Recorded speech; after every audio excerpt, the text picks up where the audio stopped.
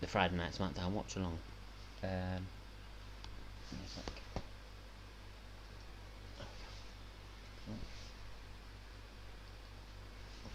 That's fine. So yeah, my plan is to, if you're wondering why I've gone live early, because I usually go live about past. My plan is to go live at about 12 o'clock every watch along now, unless it starts at 12, like a pay-per-view for instance. Then I'll go live at 11. But basically, I want to go live an hour early before the show, whatever show it is, starts. Just so that we can get a bit more of a chat involved, get more of a chat before the show starts and stuff like that. So yeah, so I hope you're all okay. I'm fine. Looking forward to Friday Night Smackdown. And the reason why I'm looking forward to it is because surely it can't be worse than the last few weeks, because Smackdown, in my opinion, in the last few weeks has been really poor. And the poorest part of the show, Roman Reigns. Now the reason why I say that he's the poorest part of the show is because his storyline is just got boring already, and the fact that we learned this week that the Roman Reigns Rock match is not happening at WrestleMania 37, which makes zero sense whatsoever. Because if it is still going to be held in Hollywood, it makes the most sense for The Rock to wrestle his last match maybe at that WrestleMania. Literally the storyline is pointless, because the only thing that was keeping me invested in that storyline, and most of us invested in that storyline, was the fact that it was supposed to end with The Rock versus Roman. Now, what I will say is, give me a sec.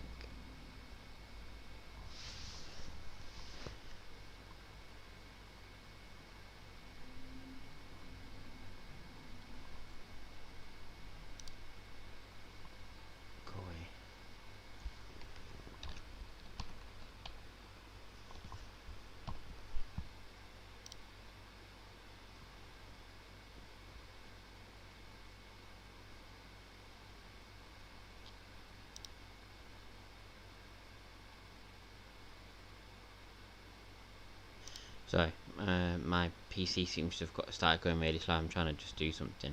Here we go.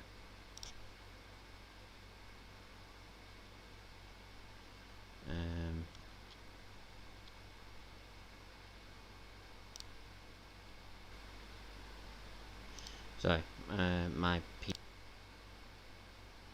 Alright, Brahma. Will you do me a favour, Brahma? Can you pin the same message that you put on the last stream? Can you post it on this one as well? It's annoying that you have to do that for every single stream, but can you just do that for me? Thank you for joining me.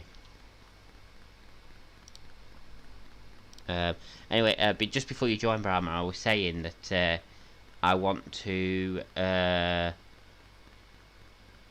live at 12.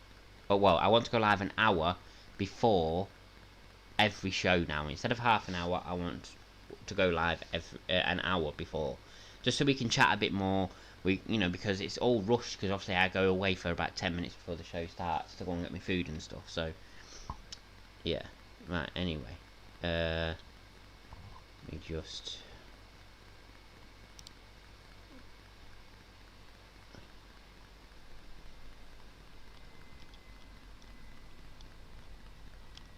How do I do this now?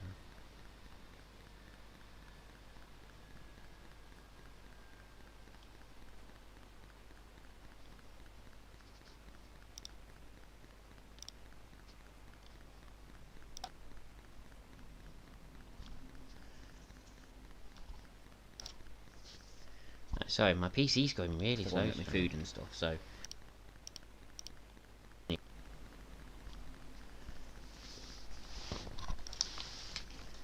Sorry, my PC's going really slow with my food and stuff, so.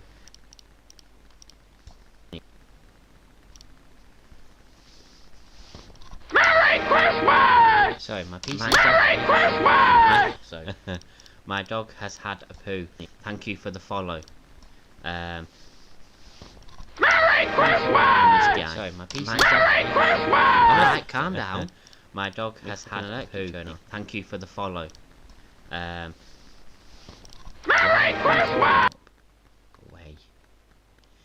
So yeah, funny thing about this guy who's just joined, My Dog Has Had a Poo. He was in one of my friend's streams the other day, and he was his original name was My Dog Needs a Poo. And then apparently during the stream, when he was watching my friend's stream, his dog had a poo. So he changed his name to My Dog Has Had a Poo. So thank you for joining me here. Appreciate it. Merry Christmas! Thank you for liking the stream as well. Much appreciated. Anyway. Thank you for sorting that out for me, Brahma, by the way, as well. So yeah, that's going to be my schedule now. Unless there's a show that I can't do, I'll go live an hour before the show. Just as a bit of a heads up, there's a possibility that I might not be able to do the Monday Night Raw watch along. And if I do, it won't be this quality. It will be like from my phone or something like that. For the simple reason that I'm not gonna have access to my PC on that day. It's a long story anyway, but yeah, I might not have access to it. I might. I'll have to see about that.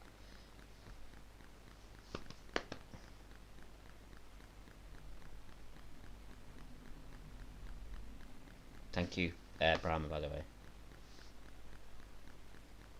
It's not come up on the actual stream now. Ah, there we go. And yeah, and don't forget to pin it as well.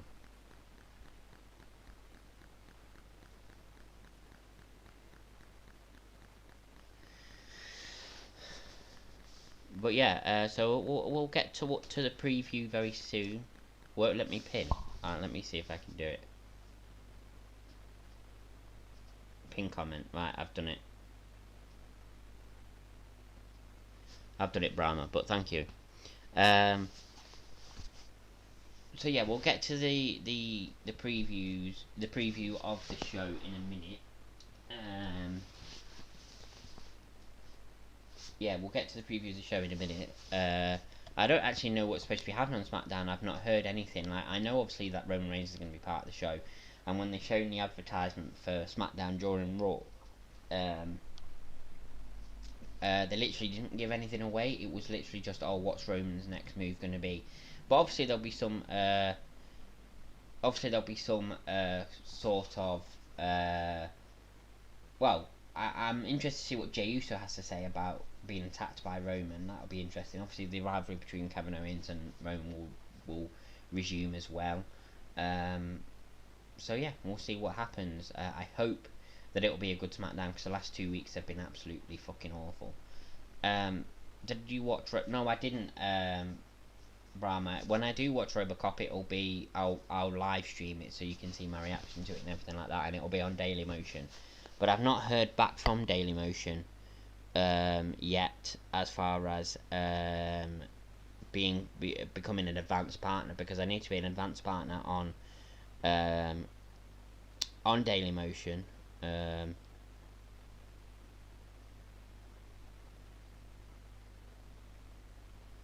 I need to be partner on Dailymotion for them to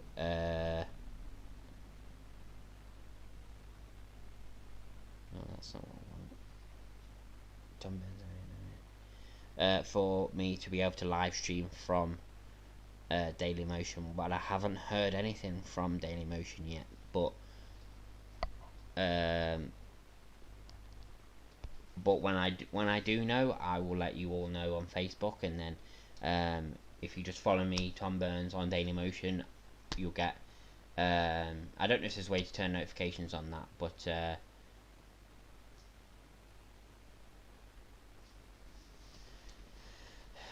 yeah, perhaps it saves Roman from losing clean there. Just reading your comment there. Jey won't turn on. No, I don't think Jey will turn on Roman just yet. I think there'll be a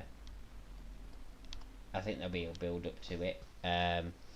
As far as the Roman v Goldberg, yeah, well, Roman v Goldberg at WrestleMania is what is happening now, instead of Roman versus The Rock, which makes me feel that this whole head of the table kind of thing needs to stop now, because it made sense when he was facing The Rock at WrestleMania if it was going to end like that. But if it's going to end with him facing Goldberg, Goldberg's not his family, not in any way, shape, or form. That's a completely different rivalry. That's a spear versus spear match.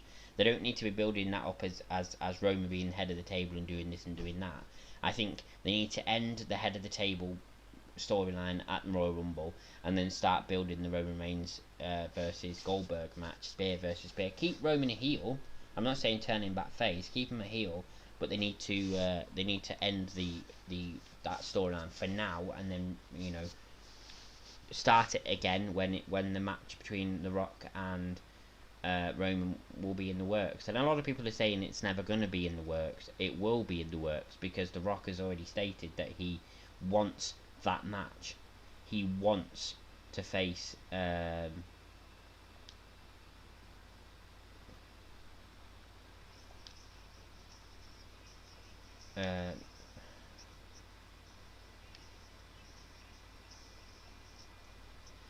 anyway.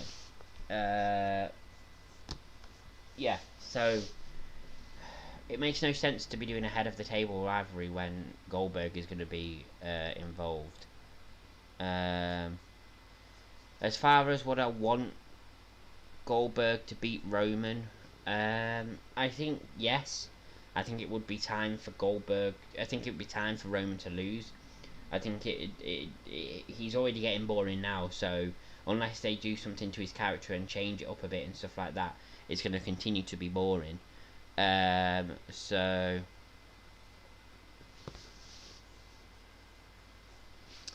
yeah, I mean, yeah, I think it would be the right time for him to lose. I'm not saying Goldberg could hold on to it for long, because obviously Goldberg's not going to want to come back full time and have a yeah. But you say losing to a veteran, yeah. I think so. I think if Jey Uso got involved somehow and then Goldberg lost that way, Roman lost that way, you could then go back to the Roman versus Jey rivalry. Goldberg could hold the title until the next pay-per-view, perhaps lose it to somebody or something like that, or maybe have a Brock Lesnar like title reign where he only appears once in a while and only has matches once in a while. But yeah, I do think it could happen, because especially if Jey Uso's involved, because then at least he's not lost cleanly. You know what I mean? When you consider he effectively retired Undertaker from the main event, you say that, but he didn't, did he? I mean, the match between AJ and Undertaker was main event. Yeah, but would you have Goldberg drop the belt to Drew McIntyre when Drew McIntyre, in my opinion, is going to be WWE champion till at least WrestleMania now? He'll probably lose it at WrestleMania. Why would you then? Obviously, there'll be a draft after WrestleMania, and Drew McIntyre might go over to Smackdown. But why would you then have Drew McIntyre get the big belt again? Like, well, 2 matches a year. Then what you could do is you could have Goldberg win at WrestleMania and then defend it at SummerSlam, because it's not that, he doesn't have to be in matches. Obviously, it's only 2 matches a year, so he could have one at WrestleMania, one at SummerSlam, and then appear between. You think he's going to return? Anyway, I'm getting off course because I keep seeing your comments in this, speaking about that. Yeah, I think that they could do that, because Goldberg could show up numerous times between that time. Once after Mania to say, "Oh, look what I've won," and then maybe in the build up to SummerSlam to come back and build up with somebody, maybe Roman again. Or maybe Drew, could be Drew. As far as Drew will retain, well, the apparent match at the moment, from what I heard, is going to be Drew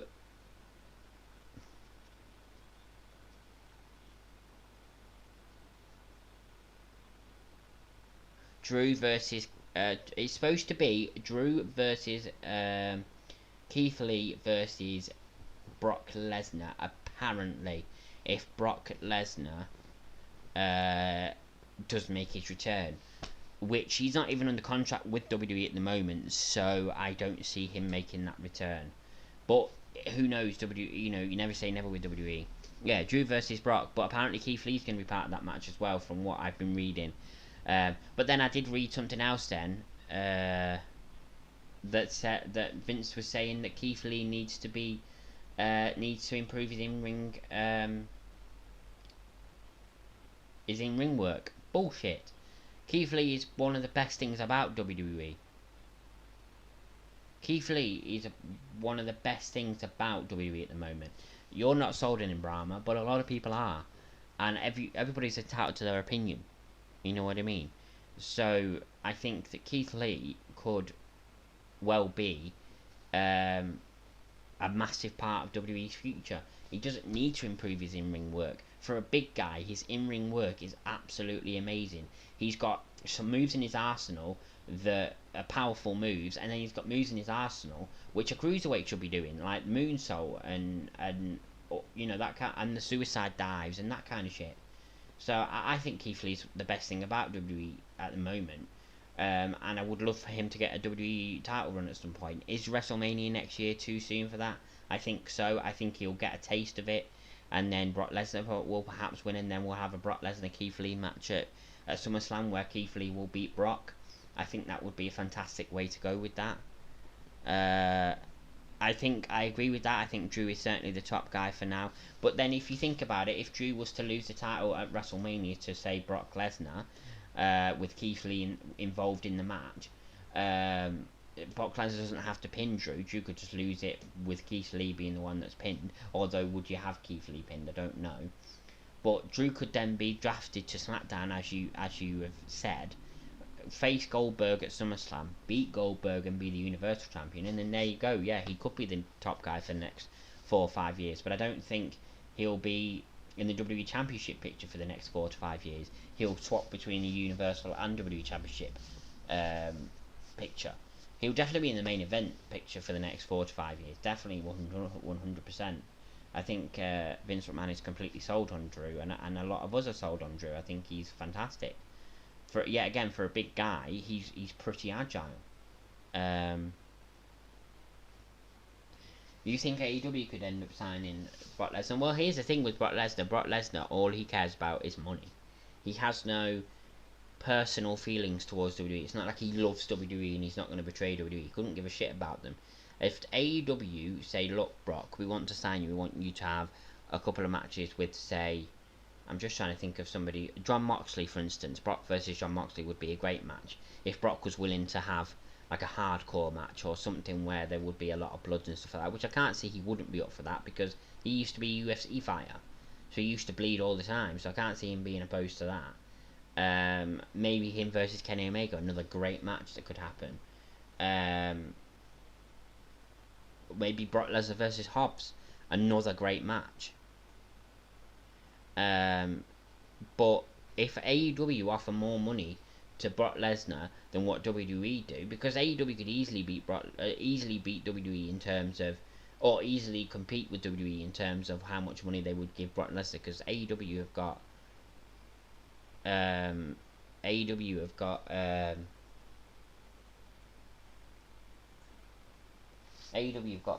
a lot of money. Like Tony Khan is a multi-millionaire, if not billionaire, so you know they've got just as much money, you know, as WWE. Would Lesnar be effective without Heyman? I think he could. I think they could find him a new spokesperson. For instance, Taz. They could have Taz. He's the perfect heel advocate kind of person. Yeah, AEW is owned by a multi-billionaire, Tony Khan. That's what I thought. I thought he was a multi-billionaire. But yeah, so I think if they were to find a new spokesperson, an advocate maybe for Brock Lesnar, because I don't think Brock Lesnar. I know he owns Fulham. I didn't know he owned the Jags. I honestly think that, yeah, if Taz is fantastic on the mic. I mean, look what he's doing in AEW at the moment.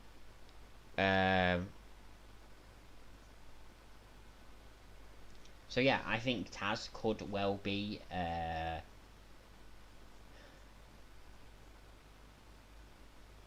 I think Taz could be the new spokesperson / advocate for Brock Lesnar. So I think Brock Lesnar could be effective without Heyman, as long as he had another person to speak for him, because I don't think Brock has the mic work and could be asked to learn how to be on the mic. I think he's past that. I think he turns up, wrestles, and leaves. You know what I mean? Could I see him as being AEW champion? Of course I could. Would he be Would he be the same kind of champion as he was in WWE? Most likely, unless AEW could offer him enough money. Could what was I saying?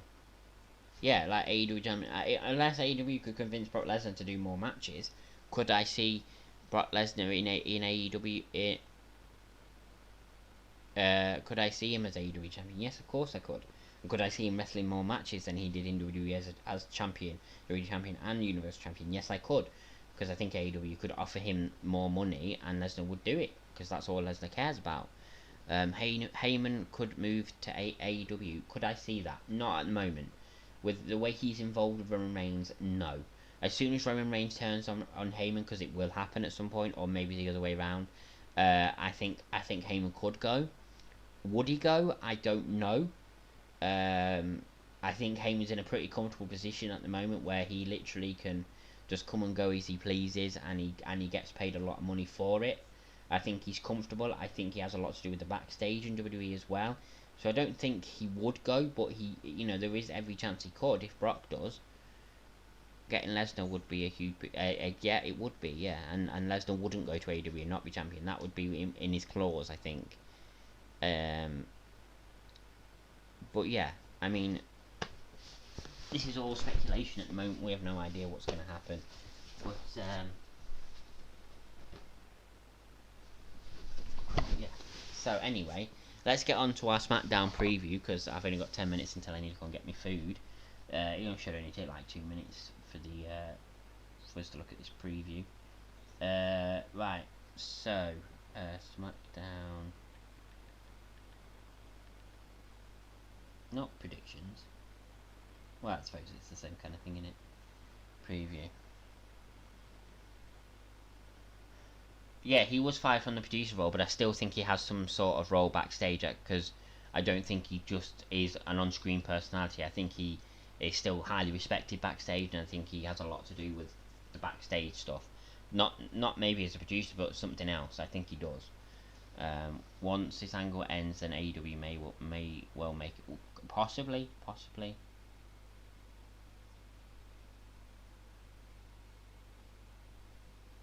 Oh yes, we have. I think, is this the first show from the Tropicana field? I know that the WWE have moved stadiums recently. It's still called the Thunderdome. Will we see a difference? Who knows? Because apparently it's a lot bigger of a stadium, so we could see a difference. So let's have a look. Let's have a look at the lineup. Apparently we've got a contract signing. I think that's Carmella and Sasha Banks. I think. So Sasha Banks and Carmella contract signing for WTLC. That'll be interesting.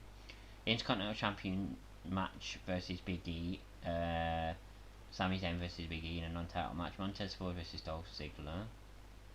And apparently that's all that we know for SmackDown. Let me just have a look at another play. Yes, new venue still. No, I don't think the Thunderdome is rubbish. Could they have fans? Yes, they could, because AEW have managed to do it. But I don't think the Thunderdome is rubbish. I think it's a very good way to have the fans involved when they can't actually be there. Could they have fans? As I say, yes, they could. But this is WWE's way of still having the fans involved. I don't think it's rubbish at all. That's just my opinion, anyway. So yeah, we got that. WWE is also teasing Universal Champion. Roman Reigns is ready to take his brutality to another level. So yeah, obviously we'll have Roman Reigns and Kevin Owens in some sort of either promo or a face to face, or literally just beating each other up. So we've got that. Let me just have a look at another place. No, that's just the same place. SmackDown 11th December. Here we go. This is the actual WWE.com. So Sasha Banks and Carmella, we know that. Intercontinental Champion Sami Zayn and Big E. SmackDown Tag Team Champion Montez Ford. So yeah, so on the official WWE.com website, it's only them three things that we've that we've got as a preview. I think Sami Zayn. Oh, no, it's still pinned. I can see it. I can still see it. Do I think? So let me try and predict what I think is going to happen tonight as far as these matches go.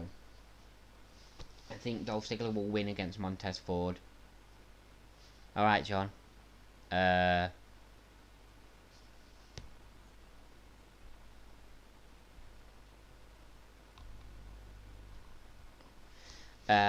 I think... So Montez Ford versus Dolph Ziggler, I think Dolph Ziggler will win in some sort of underhanded way.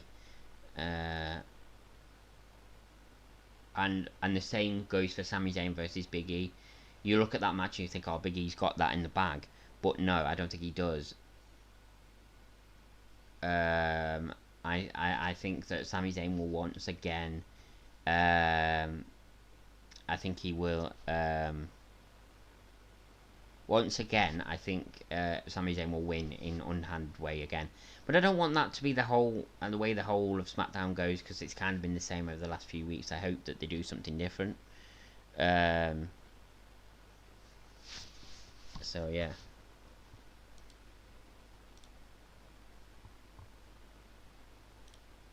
Merry Christmas! I don't know what that was that just popped up. John, thank you for liking the stream. Will they show a tribute photo for Zeus? Yes, they will.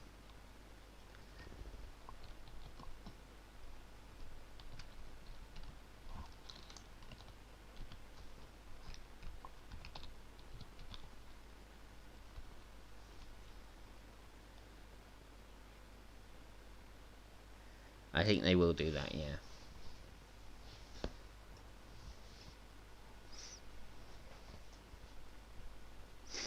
Will they show a tribute? As I say, I think they will. I don't see why they wouldn't. I don't think there was any personal problems between Zeus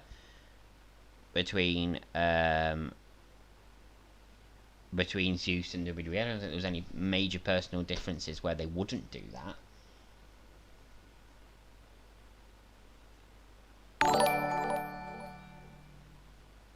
Thank you for the share, John. I didn't set. Oh shit! I didn't sort the share alert out. I will do that after this stream. I forgot that people can share the stream. They won't do a video package. I think they might. I don't know. I don't think they will do a video package. I think they'll talk about him. They won't do a 10 bell salute. They'll literally just talk about him and they'll show a picture and that'll be it. So yeah. Let me just check something, make sure I'm on the right channel. Yeah, I'm on the right channel. Obviously, talking about people that passed away, this isn't wrestling related, but I do want to just say something about it. I don't think he was that popular, to be honest. Well, I've heard of him, but I never saw him, like, because obviously he was around in WWE before my time, really, before I started watching it. So yeah, as you said, he wasn't the most popular of people, so I don't think they will do a package or a 10 bell salute or anything like that. But yeah, they definitely will do something. So anyway, going back to what I was going to say.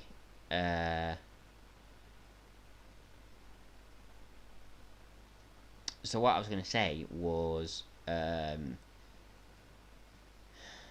yeah, I was going to say something, Brahma. Sorry, I got distracted again by reading your comments. I don't know what Roman had for his breakfast, John. Anyway, yeah, I was going to say something about paying tribute to somebody. It's not wrestling related, but I want to say that very sad news to hear about Dame Barbara Windsor. Obviously, she played Peggy in EastEnders. She sadly passed away today at the age of 83. Roman Reigns, haha. Yeah, she sadly passed away today at the age of 83 after battling with Alzheimer's for the last, well, 8 years I think it was, but it really started to take its toll over the last couple of years, and it's very sad. I'm a carer. I work first hand with people that have them kind of illnesses like dementia and Alzheimer's, and it's it's a horrible illness. It's horrible what it does to people. And yeah, and my gran has early onset Alzheimer's. Luckily, she's one of the lucky ones. Iconic roles in Carry On films as well. I've never watched any of them, but I've heard of them, of course.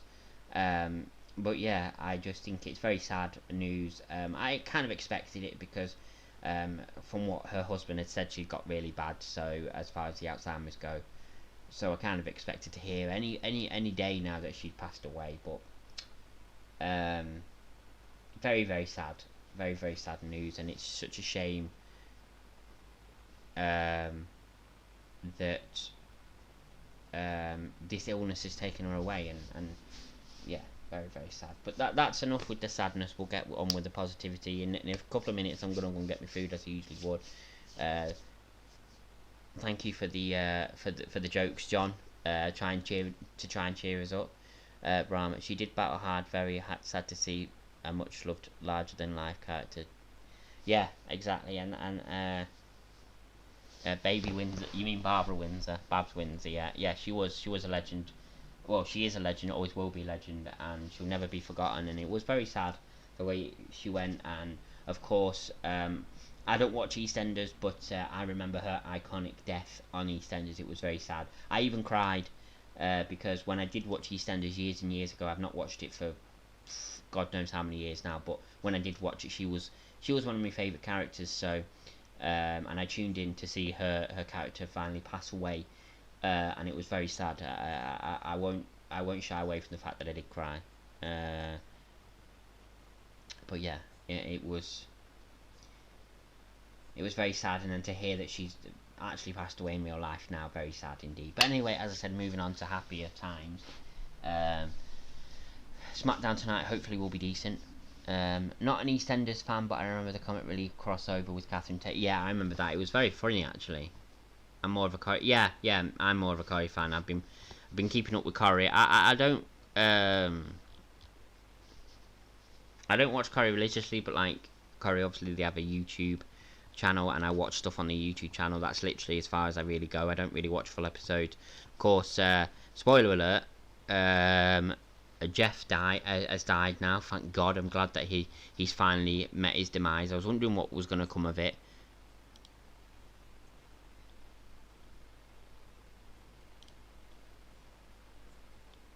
Oh, it's that.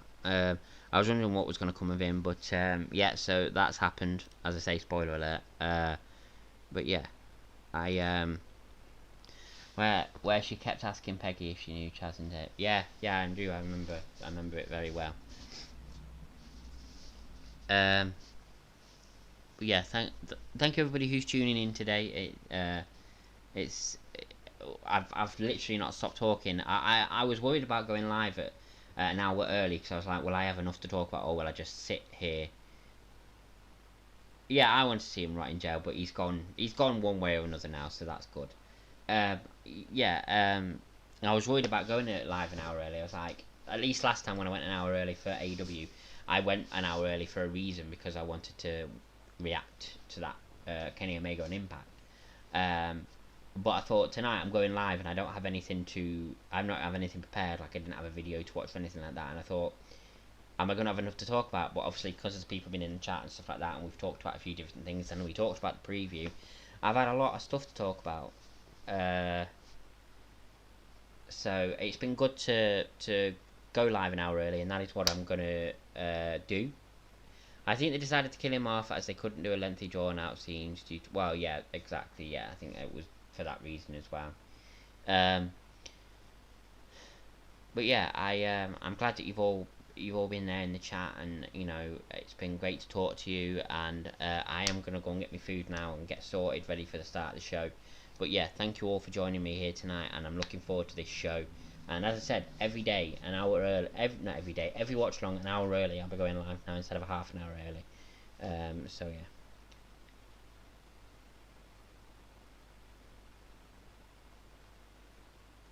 Right, okay, right. Anyway, as I say, I will be back in just in time for the start of the show, as I usually am. But yeah, I'm going to go and get something to eat because I am starving, and I shall be back. See you in a minute.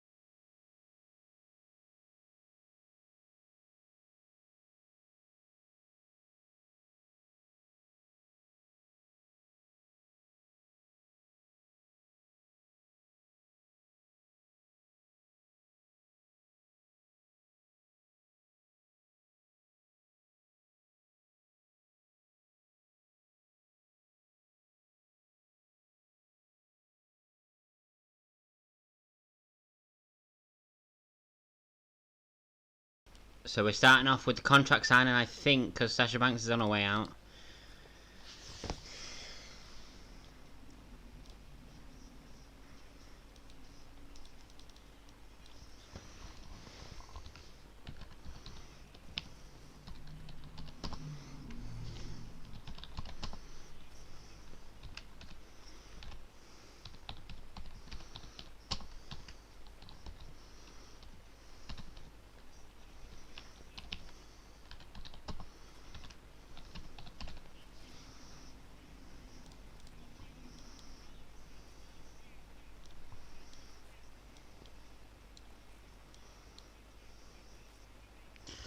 Just get this sorted.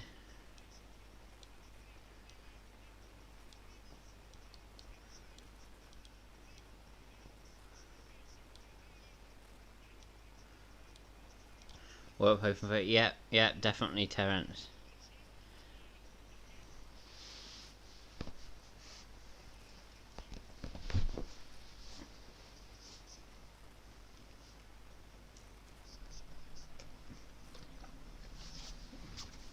Adam Pearce is in the ring.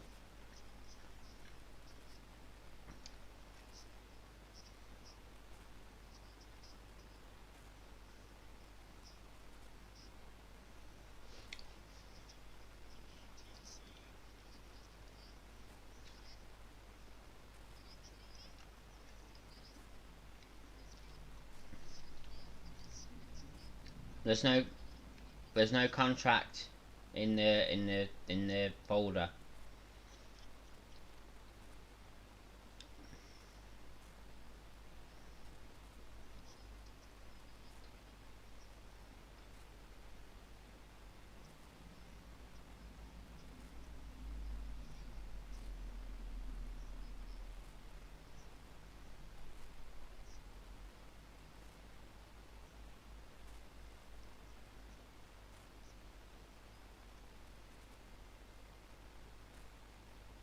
I don't know what Sasha's wearing. She's pretty much wearing nothing.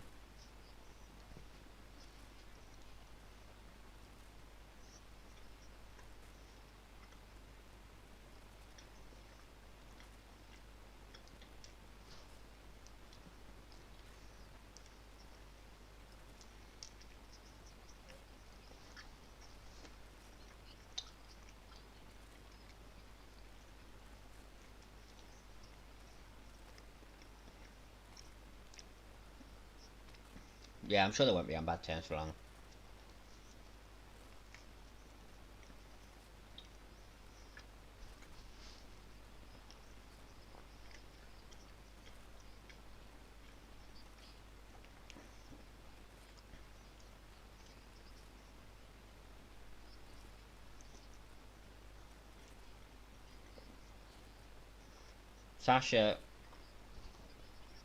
Sasha's saying she's going to play a game at TLC, and she said a couple of things. I'm not going to go through it all, but I don't know what Sasha's wearing. Seriously, she's wearing what the Divas used to wear back in the day when they used to be asked to wear nothing. If you're watching, you'll know what I mean.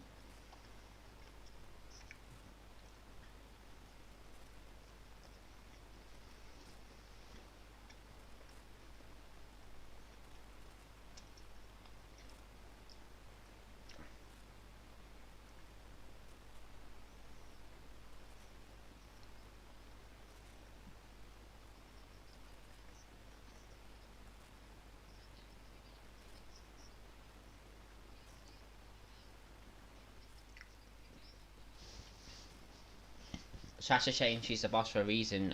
Carmella doesn't make the rules. Carmella.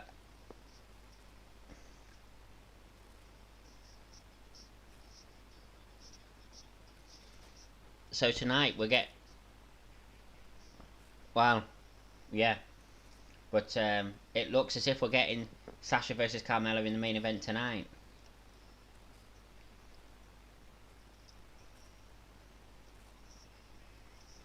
Oh, and Sasha attacking Carmella's assistant.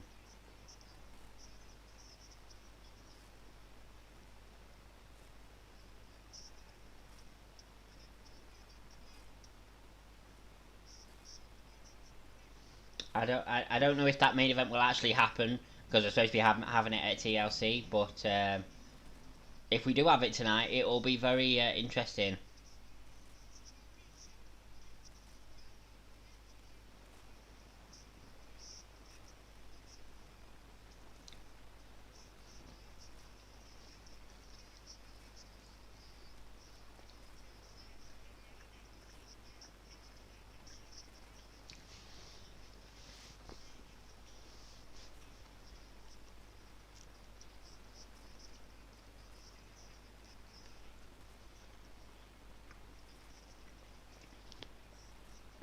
So Sasha versus Carmella tonight.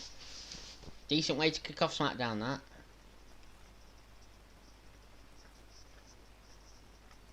Okay, Braxton standing by with somebody.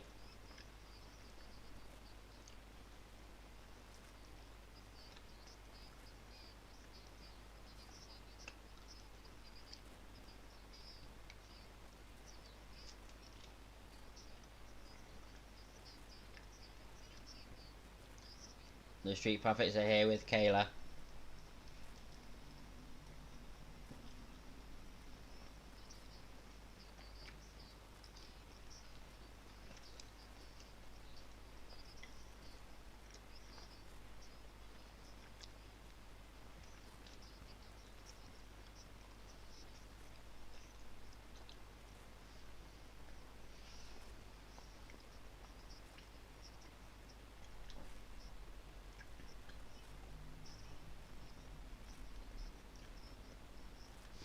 So it looks like we're getting Montez Ford versus Dolph Ziggler next.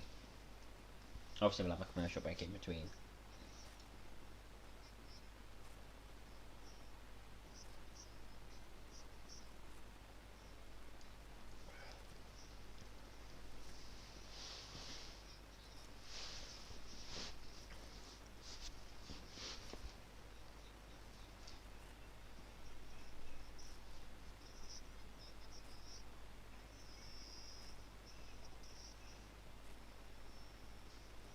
Yeah, so that's what we're getting next.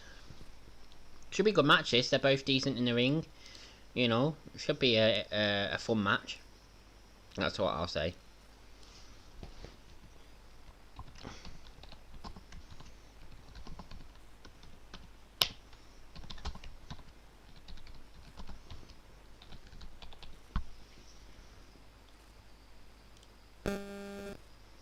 But Damien Taylor, thank you for watching on Facebook.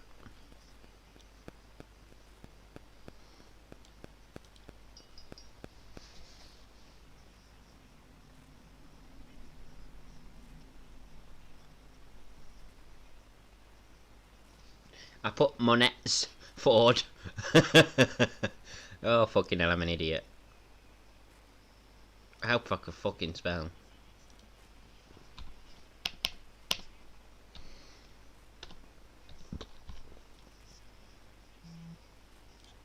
There we go. Jose Penna, thank you for watching on Facebook as well.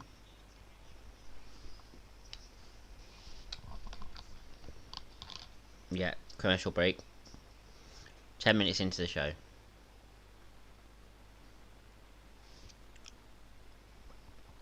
Wow. 5 viewers on Facebook, 4 on YouTube. Thank you to everyone that's tuning in. I much appreciate it. Make sure you hit that like and follow button if you want to keep up to date with what I'm doing. That's on Facebook. And make sure you hit that subscribe button on YouTube if you want to keep up to date with what's going on as well.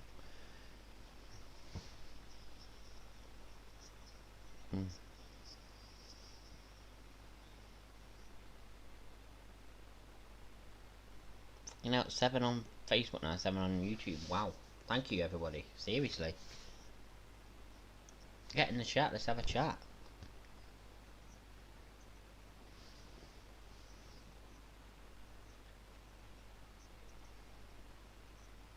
So what do we think? Thanks for that, Brahma. So what do you think about the main event, Carmella versus Sasha? Do you think it's going to go ahead, or do you think something's going to happen that stops them going ahead and we have to wait till TLC? What do you think?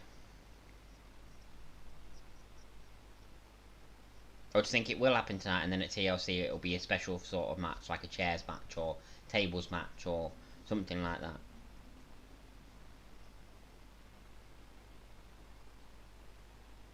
What do we think? I personally think what I just said. I think it will happen. It will end in a no contest, as you just said, Brahma, and then we'll get some sort of special match at TLC. So it'll be like something like, as I said, a tables, a chairs, a ladder match, something like that. Or end up being no, I don't think it'll be a tag team. I think it will end in a no contest. What you said first, Brahma.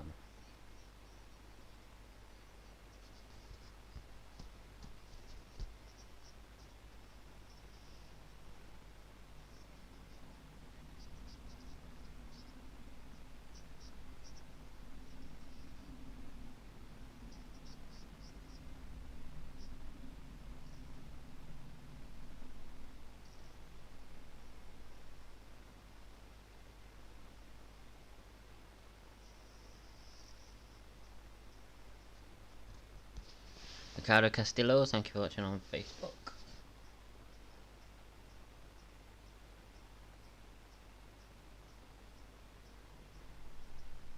Well, one thing I did notice is that they didn't have a Zeus thing to start off the show, like such and such. Well, Zeus, and then from and then to when. They didn't have that, but perhaps I'll mention it during the show. Maybe.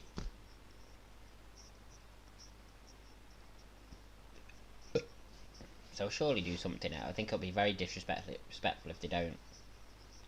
Regardless of the fact of how popular he was, there will be some of his fans out there hoping for something.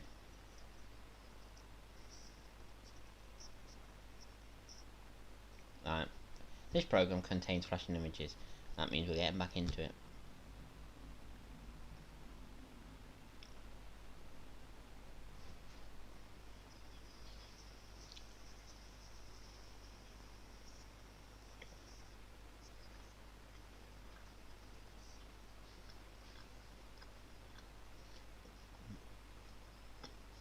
Yeah, exactly, Terence. That's what I think.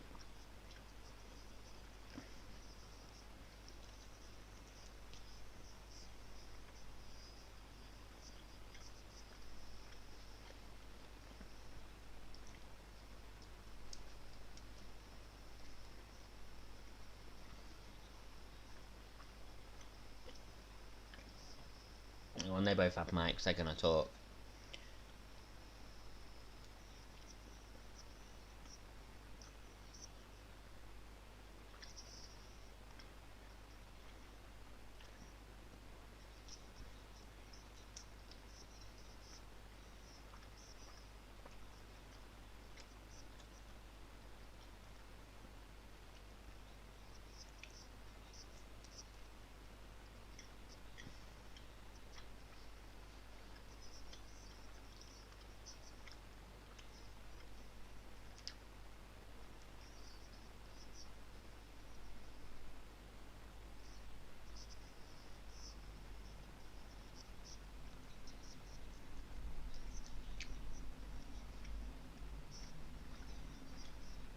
Wow.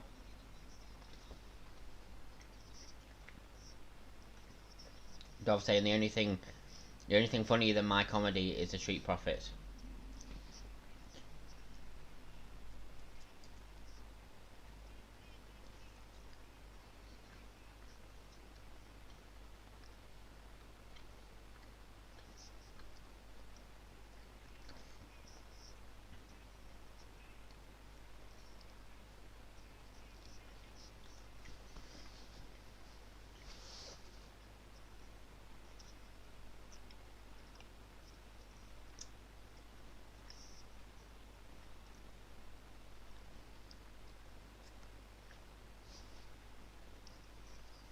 Well,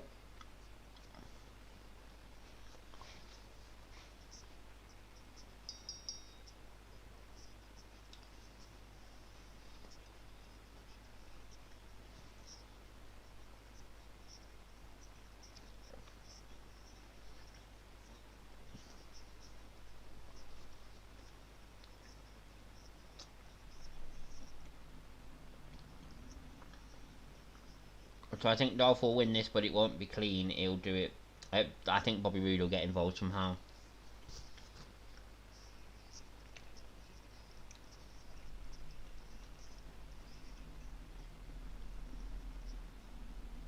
Dolph starting off with a lot of offense here. Oh, I'm guiding in the face of Montez Ford into the rope. Nasty.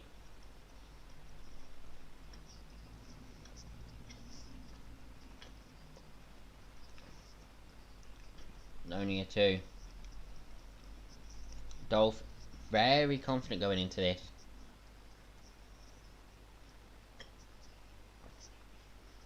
Maybe too confident.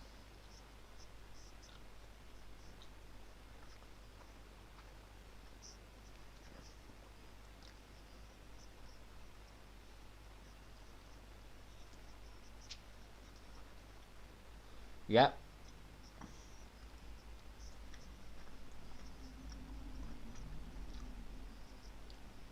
I mean, you think about all the talent came from TNA to WWE. AJ Styles, Samoa Joe, Bobby Roode, Abyss, but he's a backstage person, not actually on screen.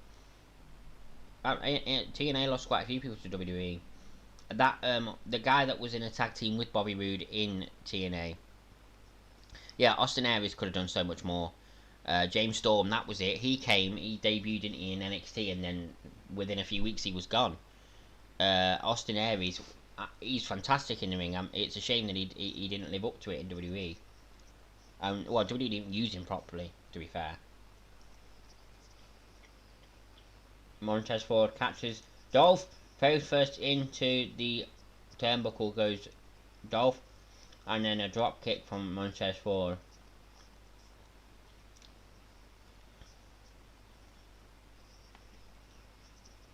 Blockbuster.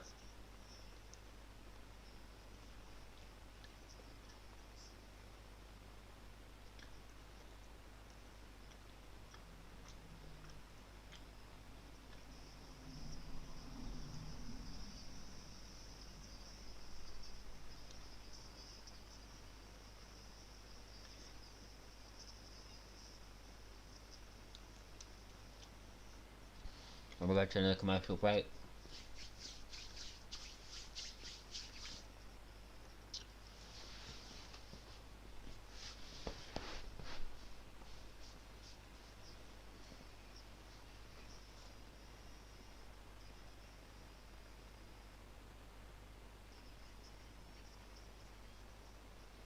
By the way, does Dixie Carter still run it? Yeah, I agree. It wasn't the best ran when. Oh wow, okay, fair enough. Yeah, Dixie Carter didn't run it the best. I don't think she ran it the worst. But I don't think she ran it the best. Is she still running it?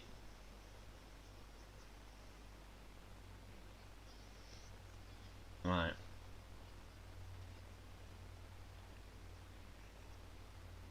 I just didn't get a lot for her stake. She would have done if she sold it in the high times of TNA, which there wasn't many, but um, she would have got a lot for it, but not. She wouldn't have got a lot for it when she actually did end up selling it.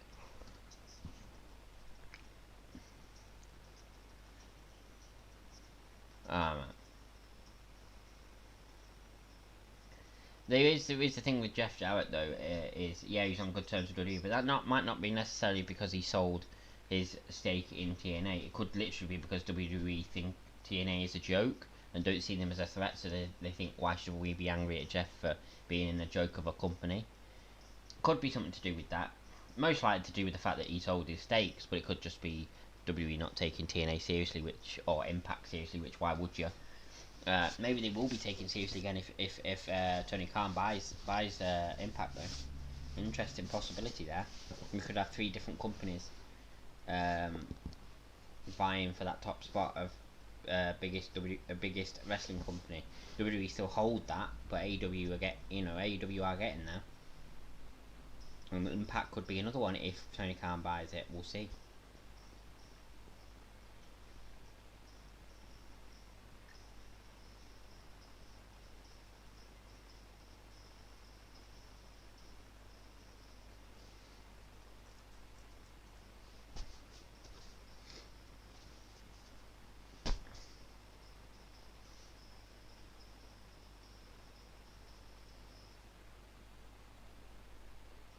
this program to contain custom images. Here we go.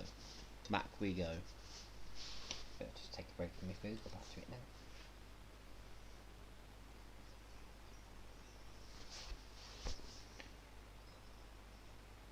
Oh, we'll get an advertisement for Raw here.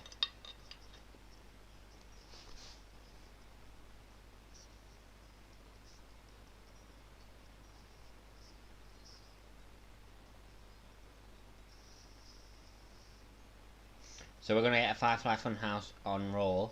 That'll be good. Carter only has a 5%. Wow, she only got much for it then.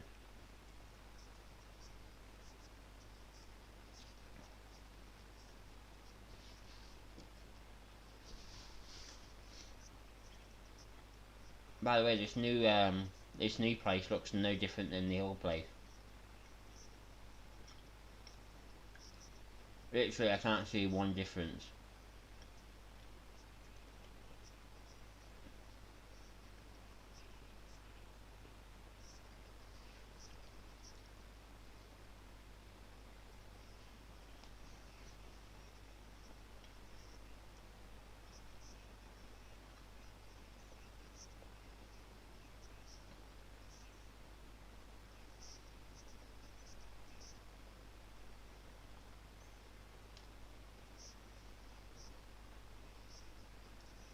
The 10 elbows. 1, 2. Oh, Montez Ford kicks out.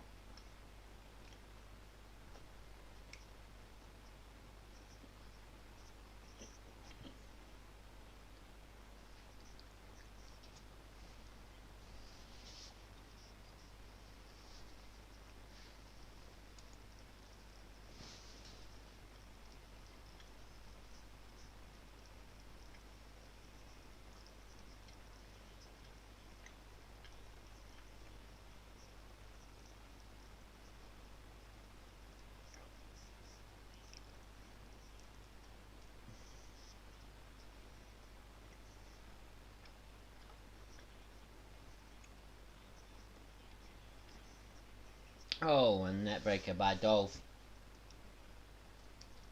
1, 2. Montez Ford kicks out.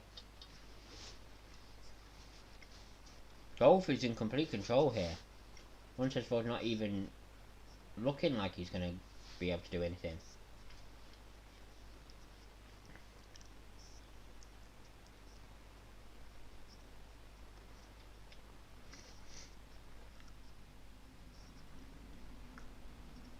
No, disagree with you there, Brahma. Firefly Funhouse is one of the best things on Raw. Especially now with Alexa Bliss.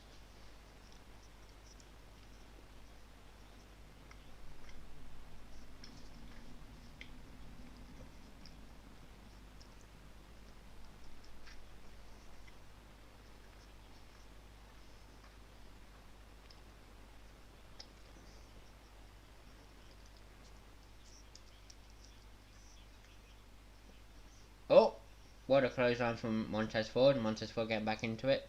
Clothesline after clothesline. Oh, the leapfrog and then the jumping clothesline. Super kick to the midsection and then the kick. Oh.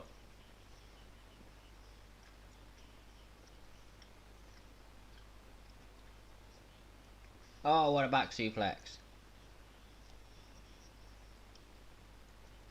Oh, what a standing moonsault.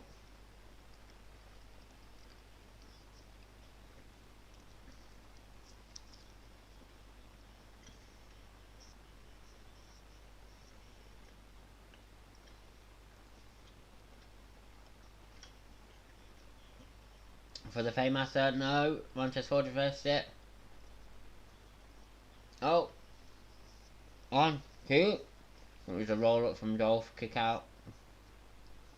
It went for the zigzag, but Montez Ford hangs on to the rope. Water kick.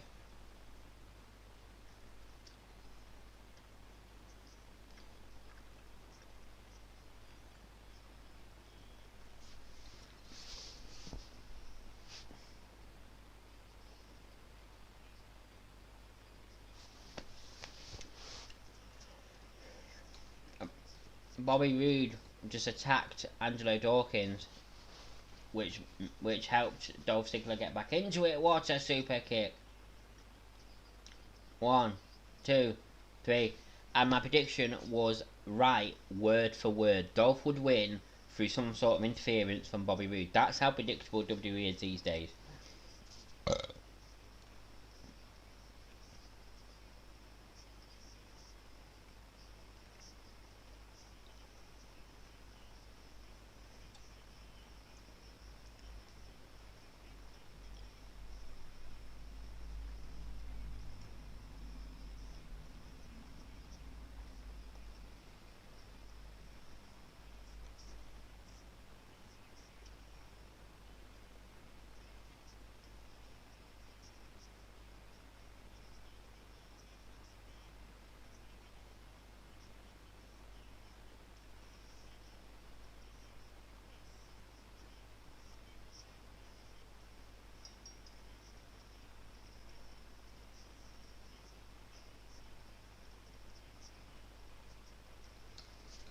So that was an okay match. Ended as predictable as I thought.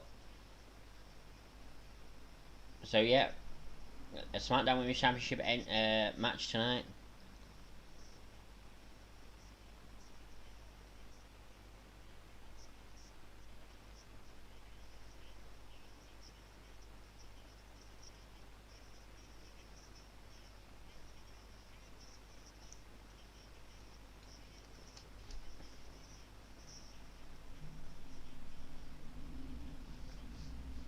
So getting something from Roman Reigns later.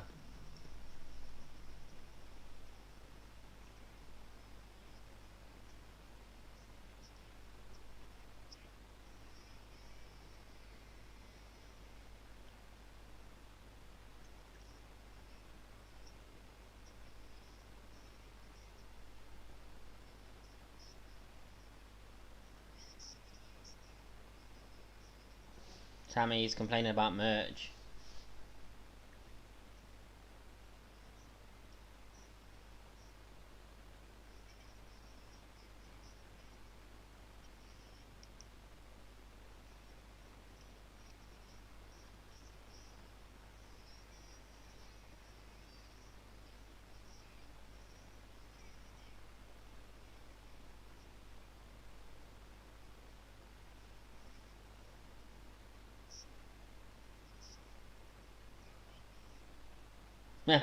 Sammy's not strong enough to rip a shirt up. That's funny.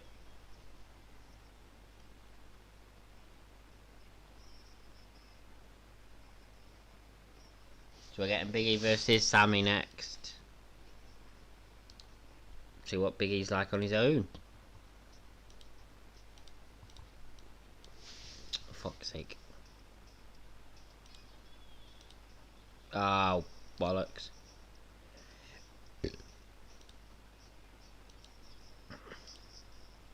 So do we think that Big E could be a future world champion now that he's on his own, or some sort of champion?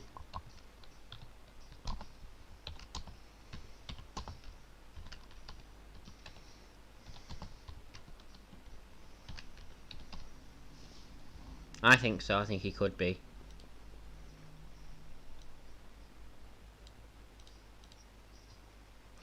I definitely think he has the chance to be a future world champion.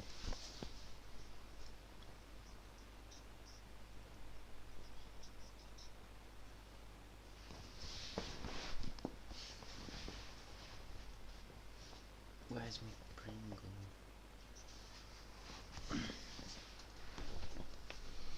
Can't pronounce that name, but thank you for watching. Sorry. Oh.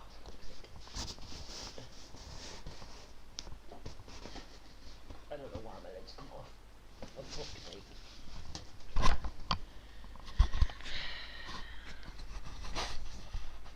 Is anybody there? Do we think Big E's going to be a future world champion?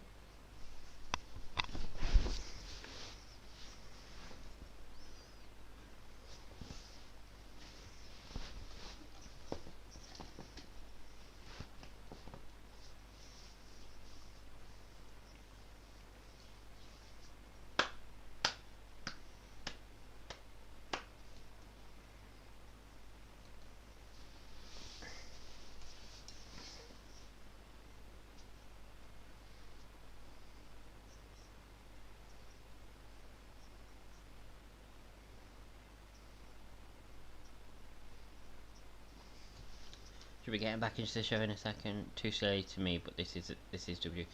What? Too silly that Biggie could be a world champion? Well, it depends what they do with his character. If they have him turn heel and be a really serious, like, powerhouse kind of character, then I think I could see him as a world champion. But his character at the moment, which is basically still his New Day character, I think not.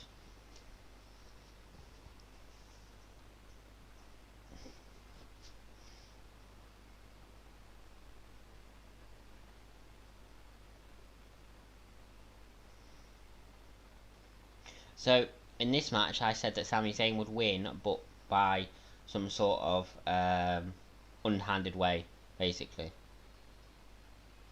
No, nobody said too soon for Biggie. Terence said it was too silly. He was too silly, and I think in his current character, Terence is quite right. But if they turned him heel and made him like this powerhouse kind of character, then I think definitely he could be. But yeah, I agree. I think they need to change his character though. He's still kind of like his New Day character at the moment. They've changed his music and stuff, so it's not the New Day's music anymore. But I think that Biggie, I think his character's still like his New Day character. He needs to be more serious now if he wants to be taken seriously. You know what I mean? Yeah, he could. Both very strong. I completely agree with that. Sami Zayn in the ring talking.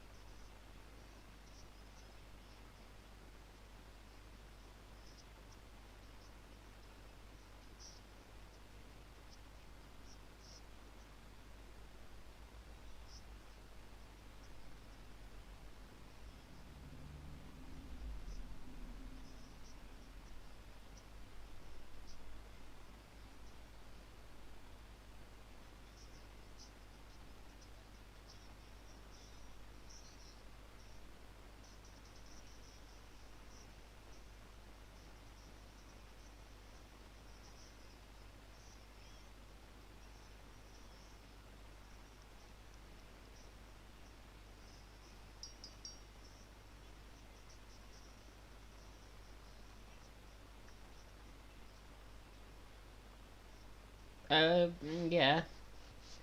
Yeah, it could be favourite to win the Rumble. What I like about this year's Rumble is there's no clear winner this year, and it's not been like that for a very long time because you can always be like, who's the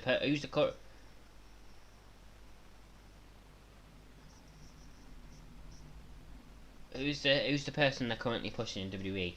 Roman and Drew, but they're both champions already. So then but usually in previous years you could be like, right,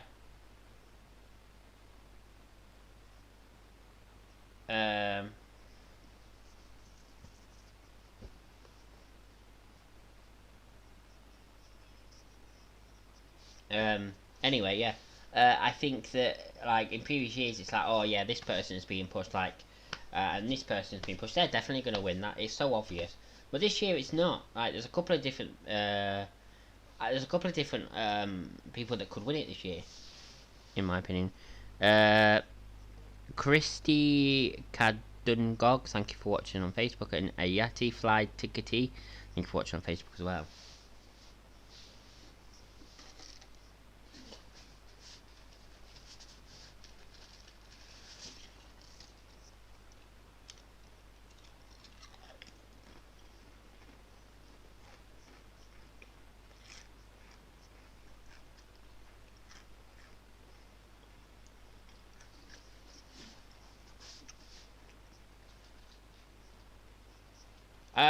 Yeah.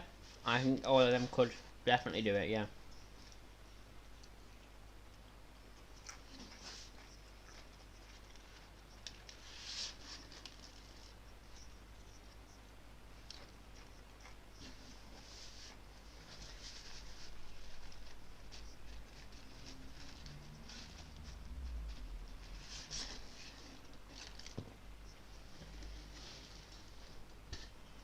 Look at this.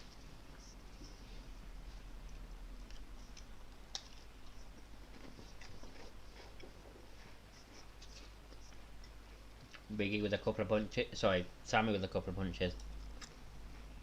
Yeah. Well, Seth hasn't actually gone anywhere, has he? He's just taking a couple of weeks off. It's not going to be like a major return where he's been gone for months.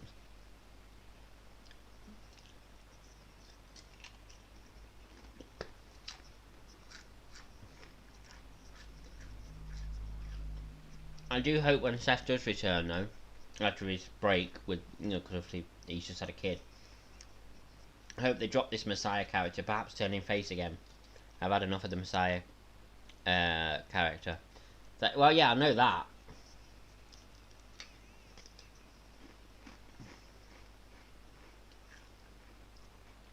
Biggie in control as we go to the commercial break.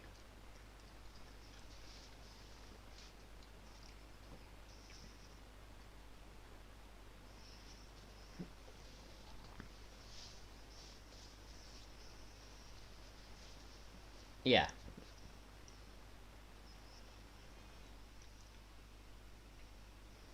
It's a perfect time to kind of repackage him and create a new character for him. And perhaps turn him face again. He's just had a kid, so a lot of people are going to be really happy for him and want to cheer him. So, um, yeah. Not to be personal, do you have a job and what do you do? I do have a job, I'm a carer. Do 3 days a week, 12-hour shifts. Yeah. And sometimes when I do these watch-alongs, I start at 8 o'clock in the morning. And I do these, so in the morning, this morning, because my time, it's 20 to 2 in the morning. My time, so that's what my time is now. 8 o'clock in the morning, my time, obviously. I have work in the morning, in the morning today. I have work at 8 o'clock in the morning. I'm doing this watch along until 3, which only gives me like 5 hours to sleep. That's the sacrifice I make to do these fucking watch alongs. Sometimes I go to work with no sleep. When you're a carer and you're working with elderly residents, it's not always the best thing to do.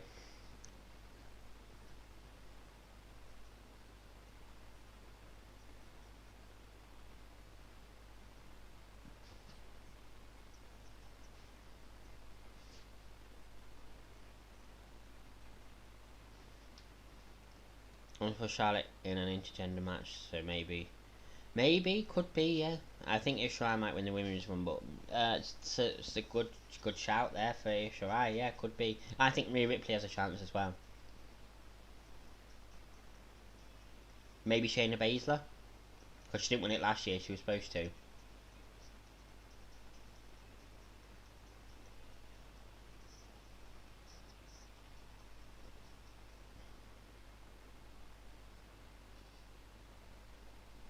Anthony DeCole, thank you for watching on Facebook.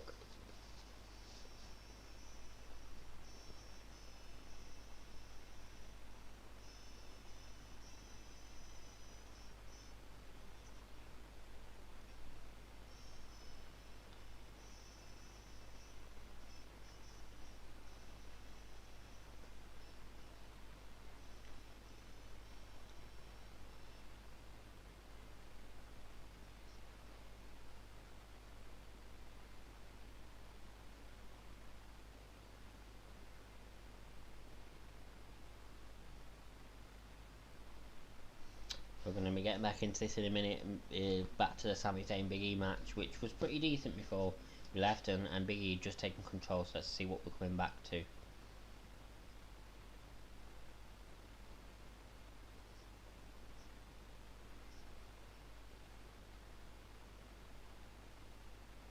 Sami Zayn's back in control. Oh my god, the knees with Big E. Pressing the knees into Big E's back while he's drooped over the middle rope. Oof.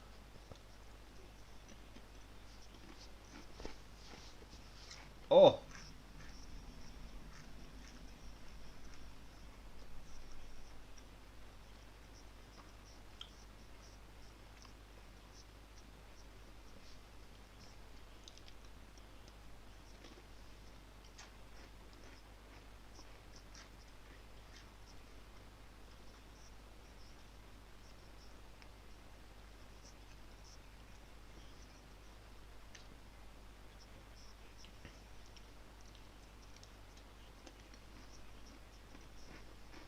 Big E won.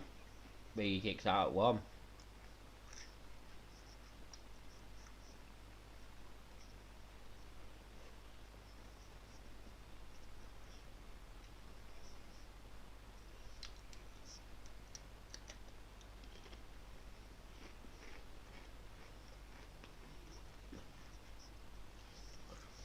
So he's still wearing the New Day merchandise as well. Like he's got a thing on, a singlet that says New Day Rocks on the back of it. If they want to separate him from the New Day, they've given him new music. They need to give him a new ring attire, and they need to give him a new character as well.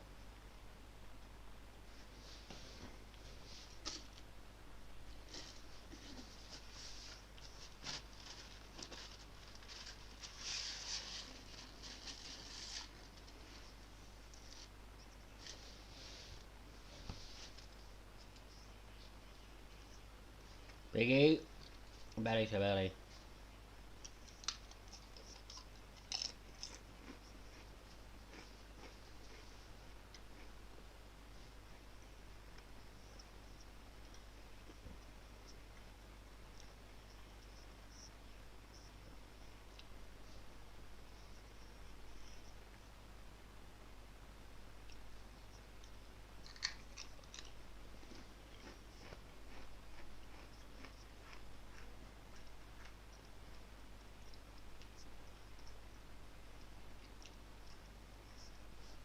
I mean, then rolls out the ring after a splash.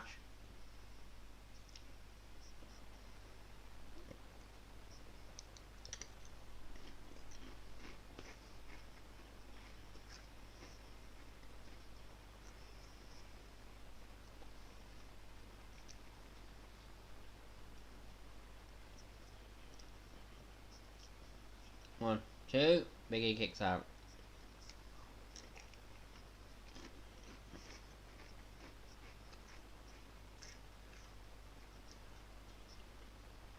Off the top rope comes Sammy. Oh, the power of Big E though.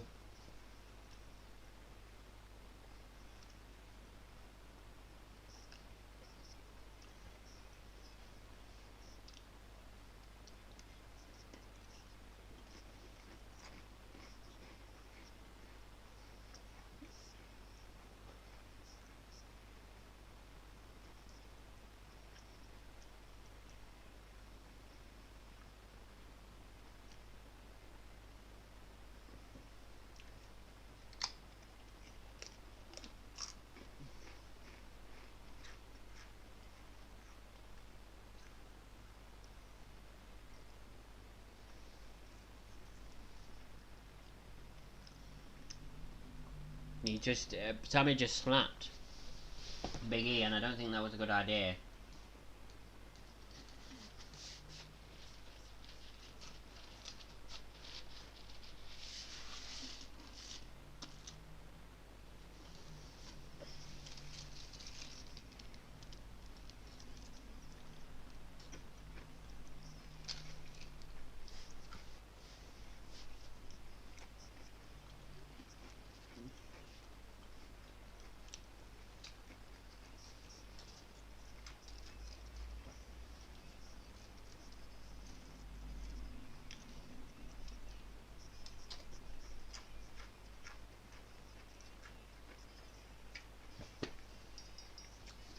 Sammy wins, and by underhanded move. By underhanded move. Again, I predicted it because WWE is that predictable.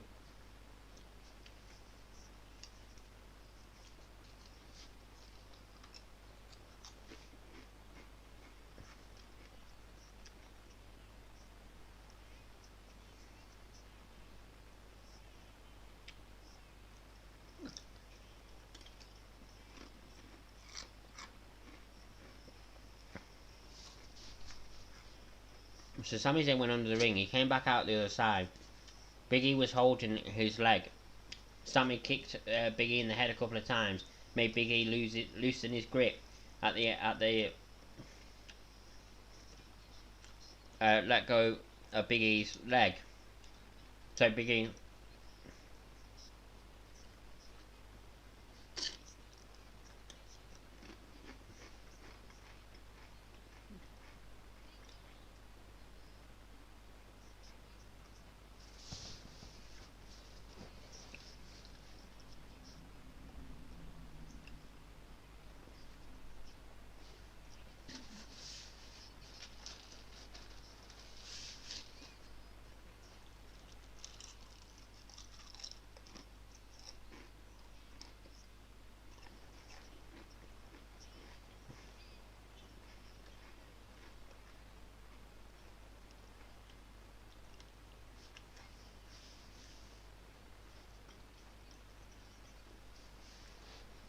Bailey and Bianca talking backstage.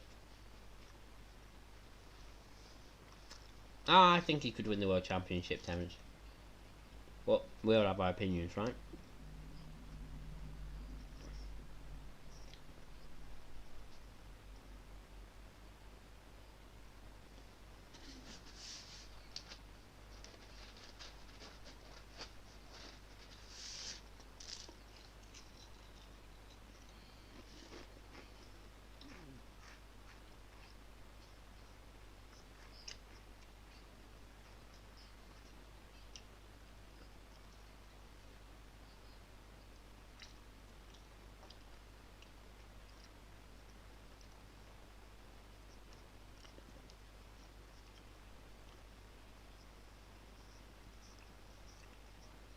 I think we're hearing from Roman next.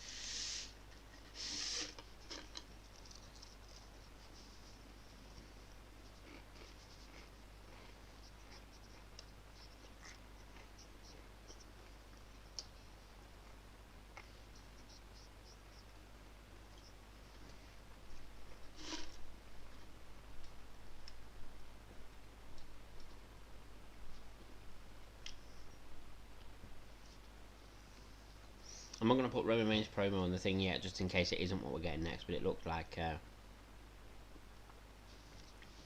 I don't like Bailey heel on her own. No, I think Bailey's done a fantastic job of being a heel. I remember there was one time where I thought that Bailey was going to be the female John Cena, whereas they could never turn her heel because she was too influential to little girls around the world. But they did it, and they did it really well. And I think she's been fantastic. Yeah, she was fantastic with Sasha, and they were funny together, as you said, Brahma. But I think she's okay on her own as well. But for some reason, they're burying Bailey at the moment.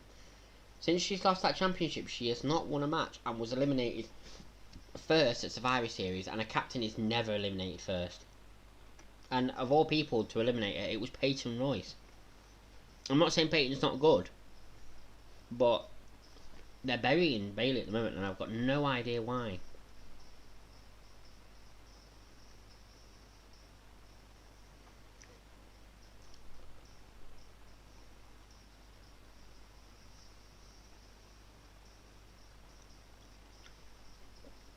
I think what it is that they have no idea what to do with Bailey now that she's not got a championship. They knew what to do with her when she had a championship, because she was always in a championship rivalry and stuff like that. But they don't know what to do with her without.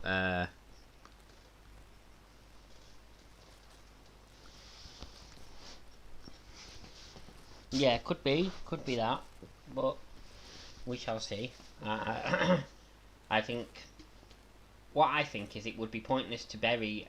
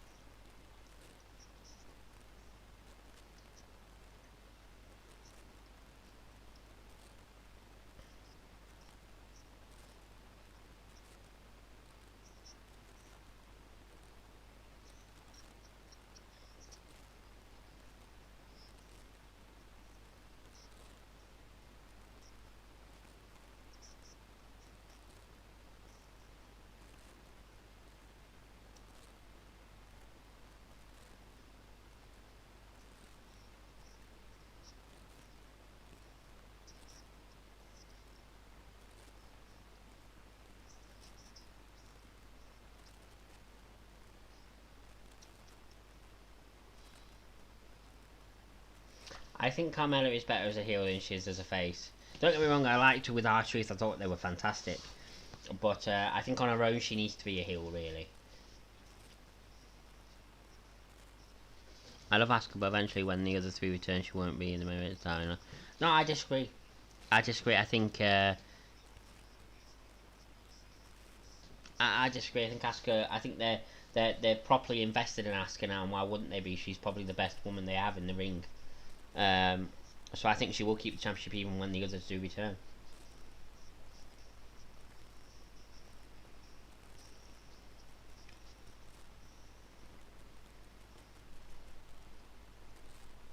So we're going to see what happened last week now.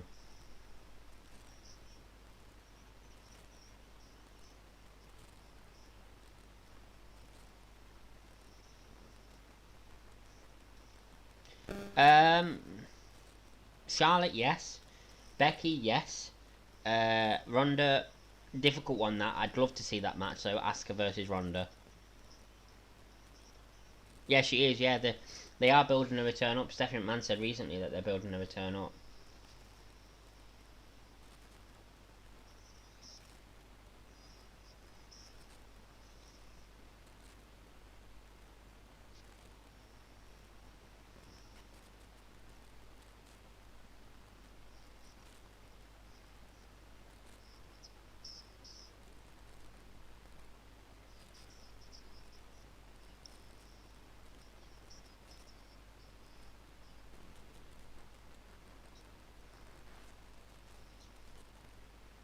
No, no, Ronda will win, but whether or not Asuka will be the champion at that point, I don't know.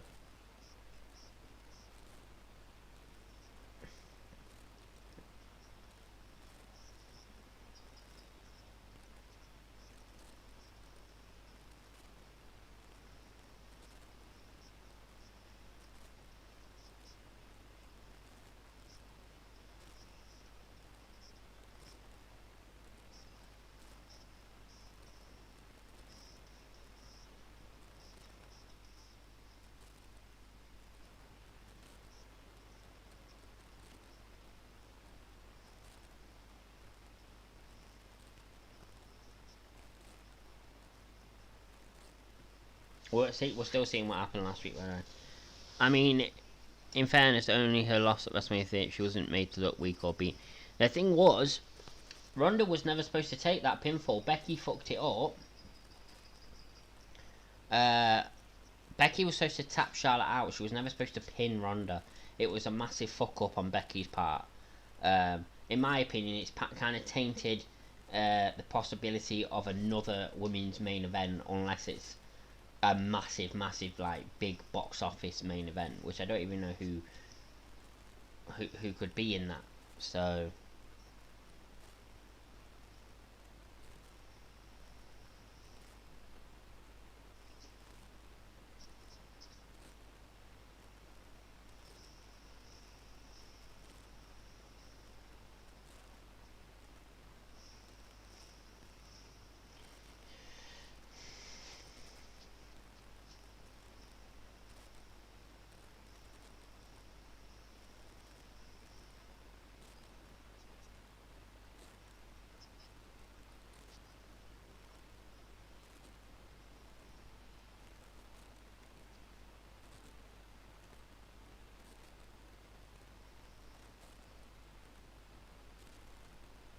Roman's backstage, and so is Jay.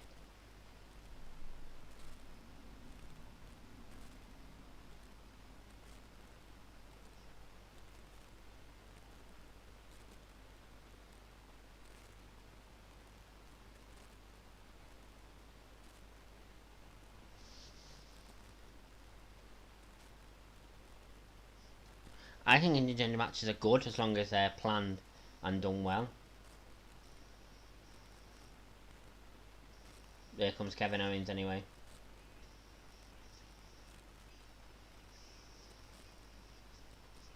I like Kevin Owens' new Titantron thing. It says "stun the world." I like that. He's really getting the stunner over again.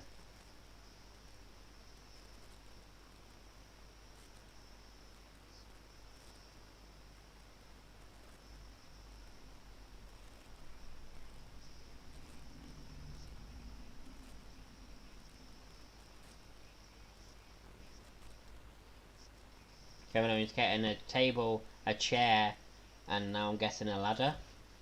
No, another chair. Now a ladder. Yep, now a ladder.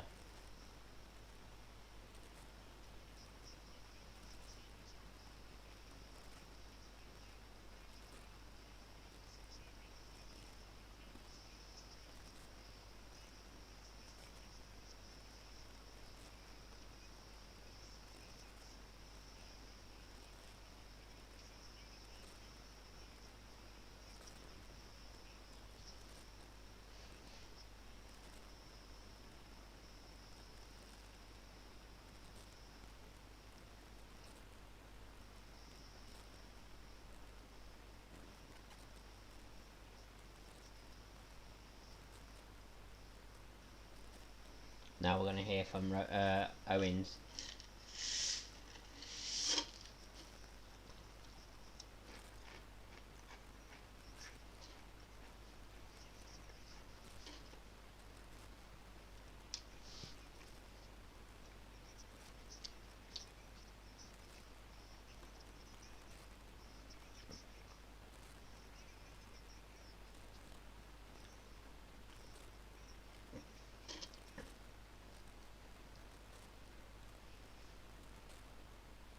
Yeah, I know.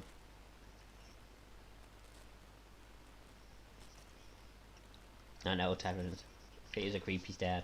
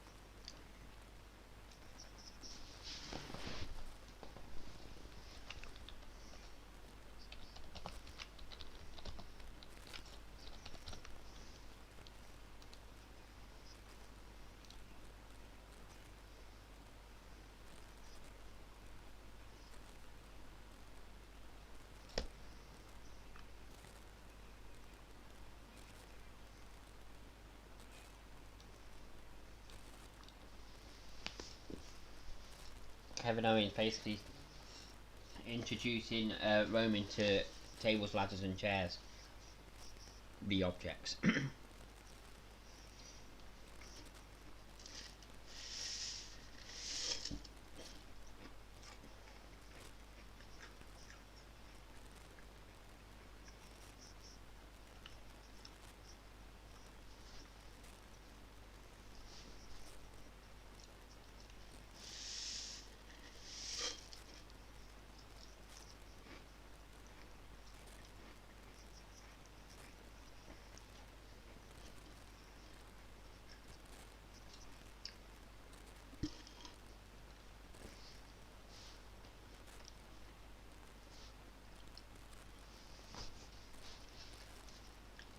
Kevin Owens says the ladder's going to help him get back where he belongs. Where he belongs, the top of the ladder.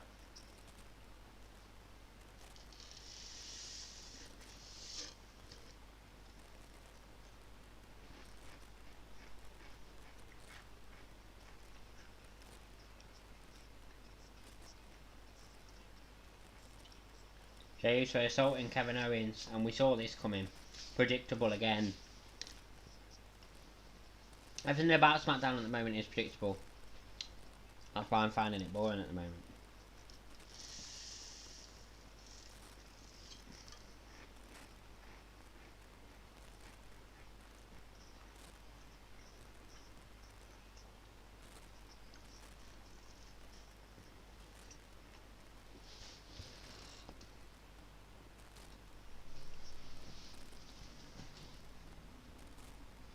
So Uso and Reigns are still on the same page.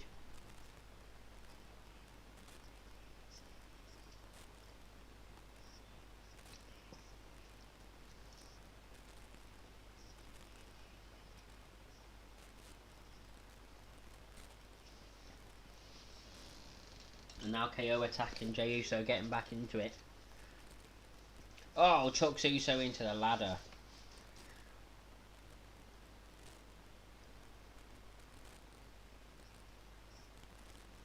Pop up powerbomb through the table.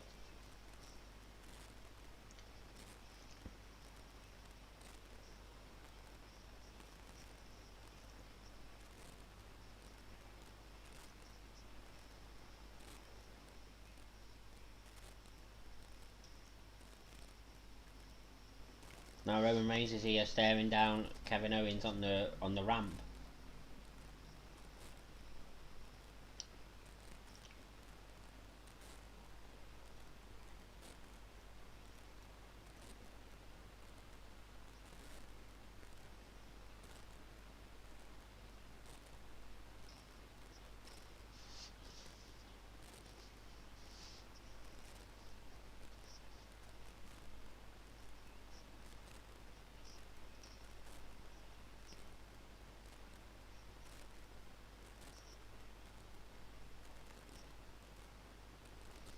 Paul Heyman talking some sense into Roman, looked like Roman was going to come down and attack Kevin.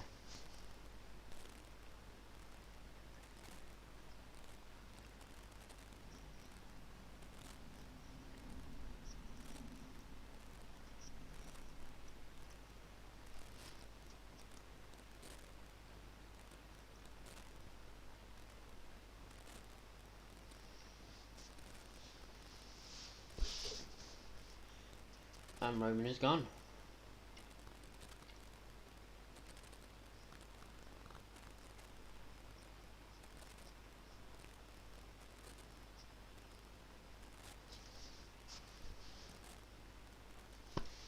Maybe Owens wins, then Goldberg challenges him and beats him again and drops the belt again at WrestleMania to Reigns, but for once I want to see Goldberg walk out. Well, we'll see. The only reason I think Owens might win is it's a TLC match and Reigns doesn't need to be pinned to lose the championship. It's only for all Owens has to do is climb the ladder. That makes it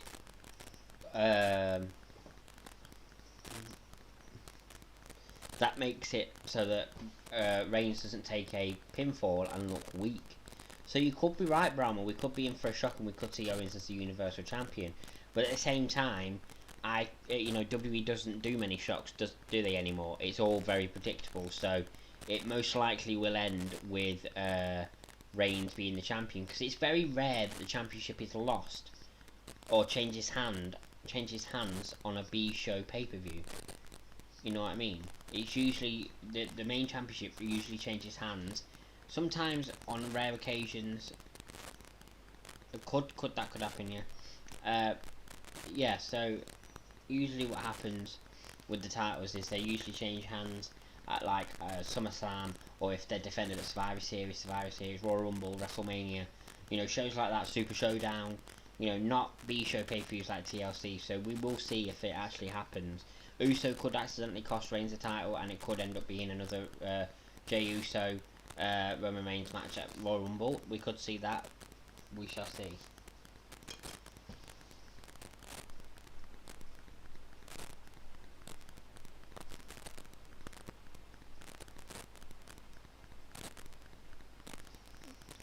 I would love to see Owens as Universal Champion again. He deserves to be at the top. And the thing is, last time he was Universal Champion, he was heel. he's a face this time, so I'd like to see him have a face run with the top title. Only issue is,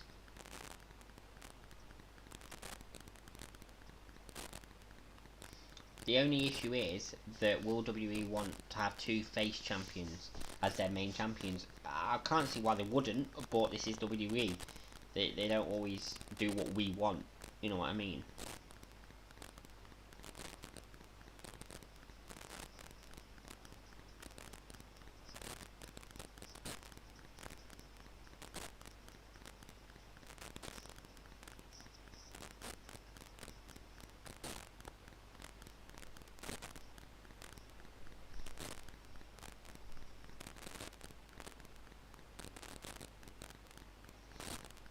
Actually, to be honest, why couldn't Jey Uso win the Rumble?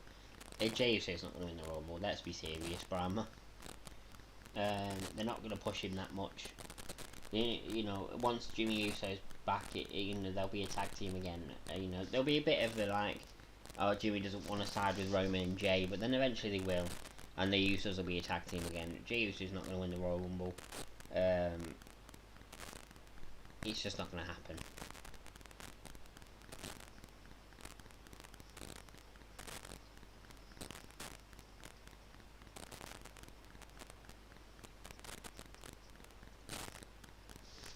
Maybe, but I still don't think so. And now we come back and Kevin Owens is backstage.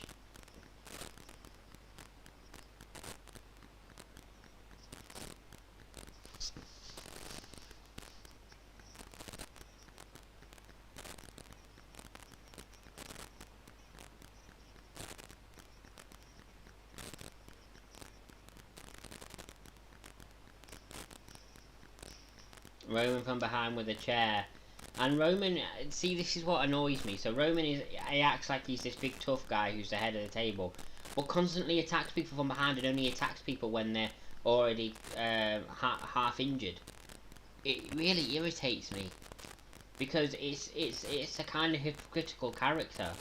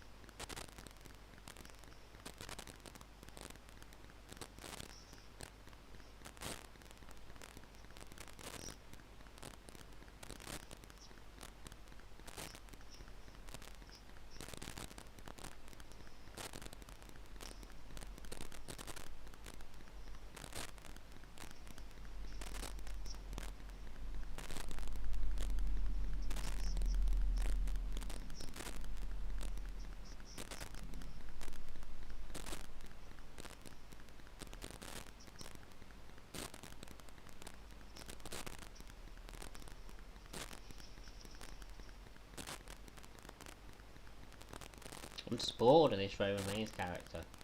It's not good in the slightest. It was good at the start when like Jey Uso was like, I don't know whether to join him or not. In, you know, that feud between him and between Roman and Jey Uso, that was the good part of it. Now after it, now that Jey Uso sided with him, it's not. Nah.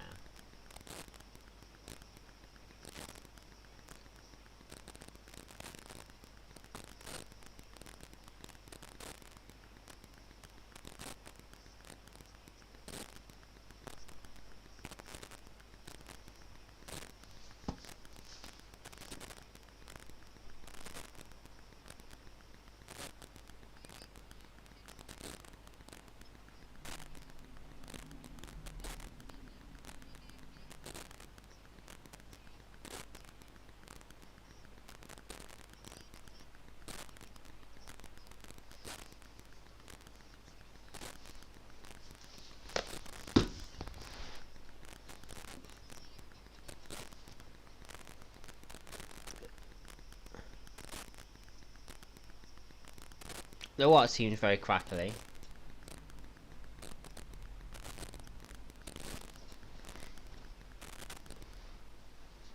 my mouse. Billy Kay's here.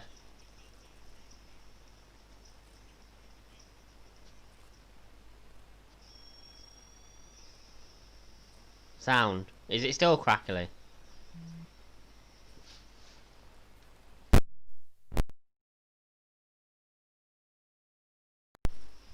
How's that? Good, good.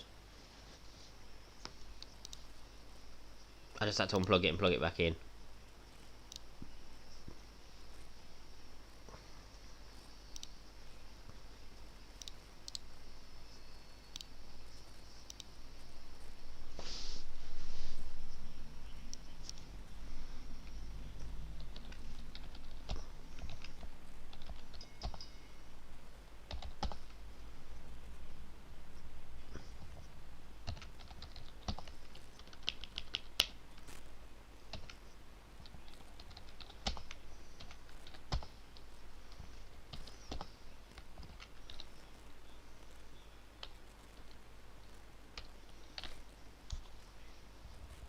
So it's the Riot Squad versus Billy Kay and Natalia. Should be a good match. These 4 women are pretty decent in the ring. Well, 3 women and Billy Kay. I'm not a big fan of Billy Kay's in-ring work.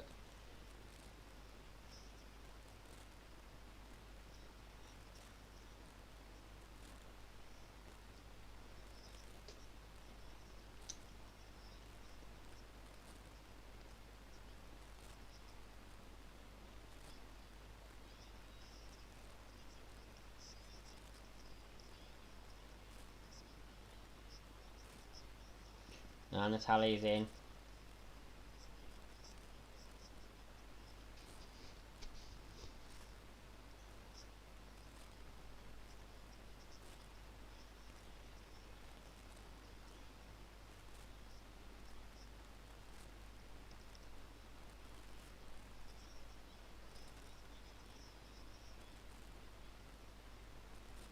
Morgan being dominated at the moment. And see, with me, with Billy Kay, I don't think she's fantastic in the ring. And with Natalia as well, I think Natalia is overrated. I think a lot of people, just because she's been in the WWE a long time, think that she's one of the greatest of all time. For me, she's not even cracking the top 10 of the greatest of all time. But we all have our opinions, as I say. It's each to their own, and I'm never going to have a go at somebody for liking somebody, because, you know, I'm going to like some people in the WWE or AEW that people aren't going to like, so it is what it is.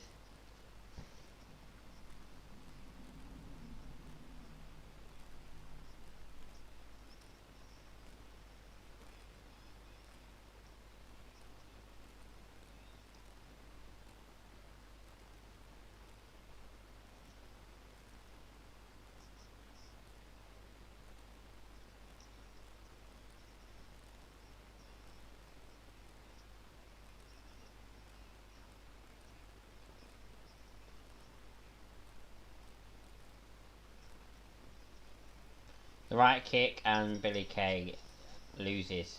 The Riot Squad win.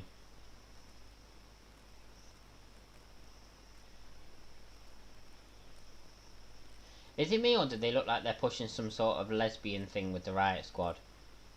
Because they seem very touchy-feely. They were very close to kissing then.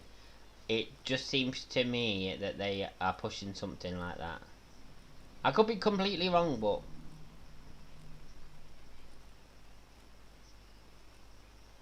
well, yeah.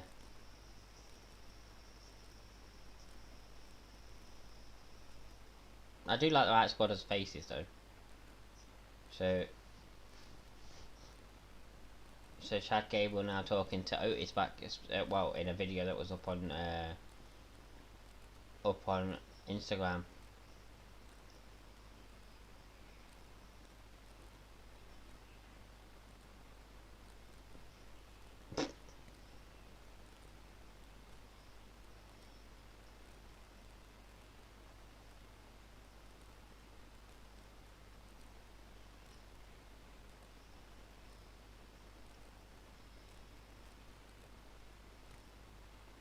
It's just something I've kind of noticed over the last few weeks. The last few times I've seen the Right Squad, they're very touchy feely. They get far too close to kissing on many different occasions, including tonight, and like they just constantly want to hug and touch each other. It's I'm not knocking it if that's what they want to push, but because they were pushing Liv Morgan as a lesbian, weren't they? Because she was like, "Oh, I have feelings for Lima and stuff like that," so it wouldn't be a shock. Um, it's just something I've noticed. I could be very wrong. So we're here noticing Chad Gable backstage.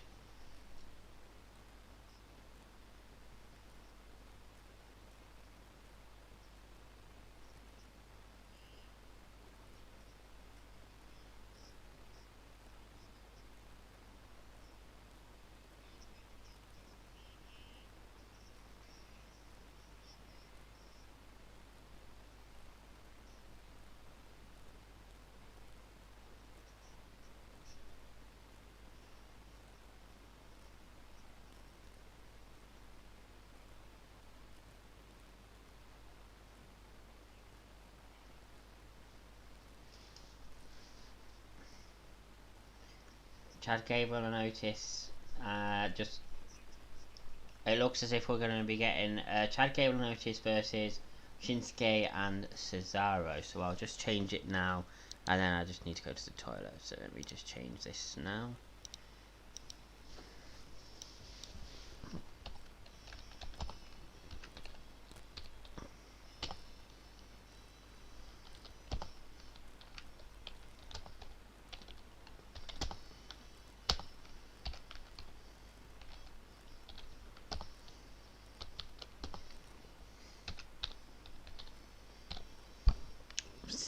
Faz, what the fuck?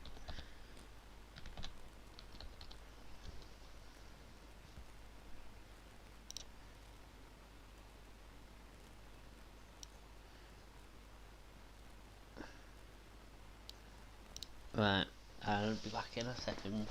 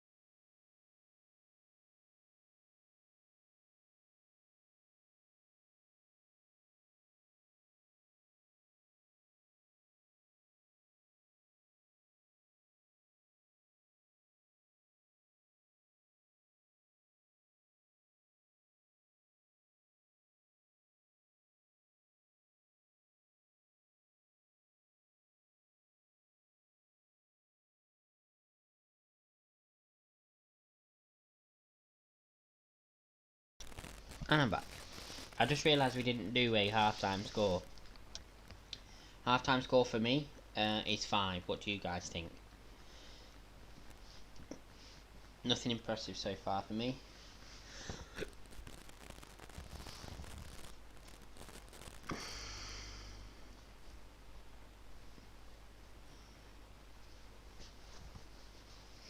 So I'm back just in time for the show. Back to resume.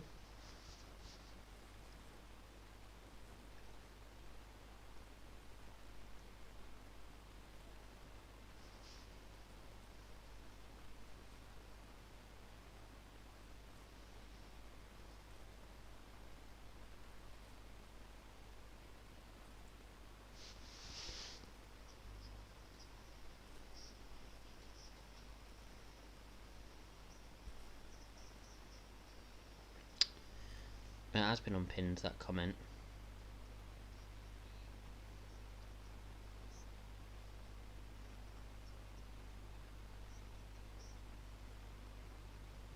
It doesn't matter. That thing has been unpinned.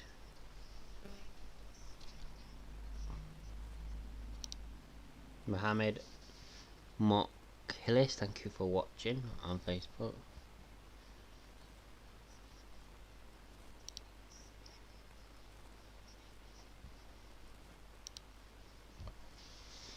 I'd give it a 6 about average, showing us exactly the same as me. Well, not the same as me, I give it a 5, but you said the same thing as me, Terence. What do you think, Brahma? What would you give the show so far? What score?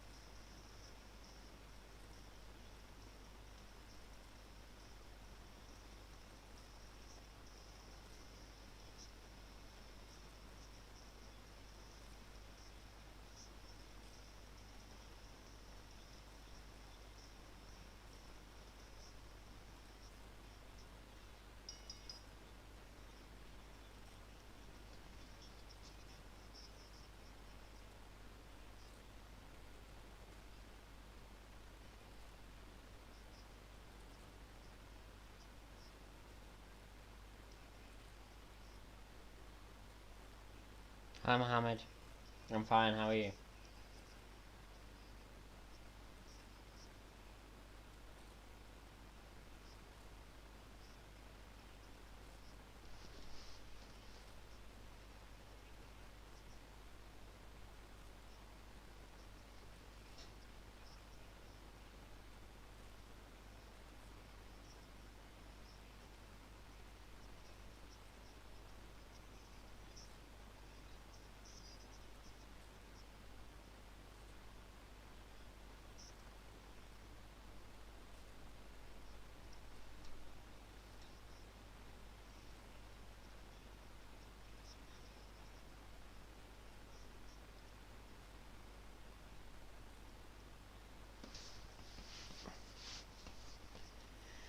Oh, what an uppercut from Cesaro. And Shinsuke now in, and they're dominating Chad Gable here.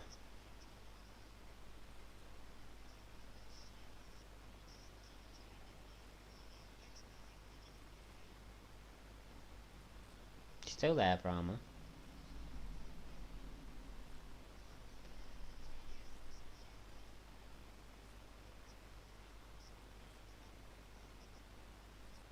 Oh. Oh, what a reverse from Chad Gable. Oh, what a move.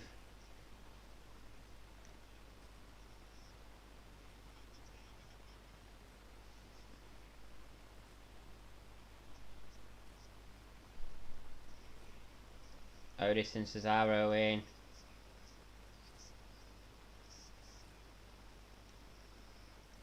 The power of Otis here is amazing. What a... The discus clothesline, what a move that was there.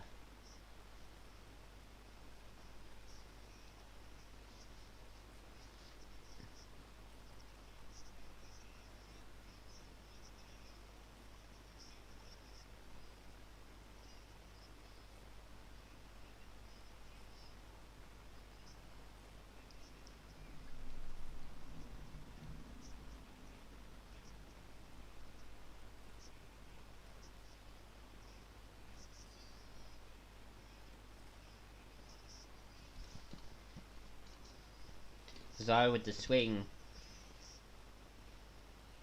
Sorry that I'm not saying much about this match, I just found it quite boring. Still swinging Chad Gable.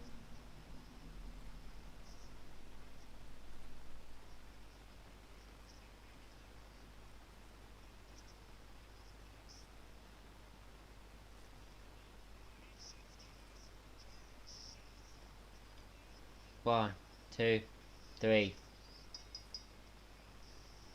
And it's over. Cesaro and Nakamura with the win. All because Chad Gable wanted to tag in and finish the match off instead of letting Otis finish the match off.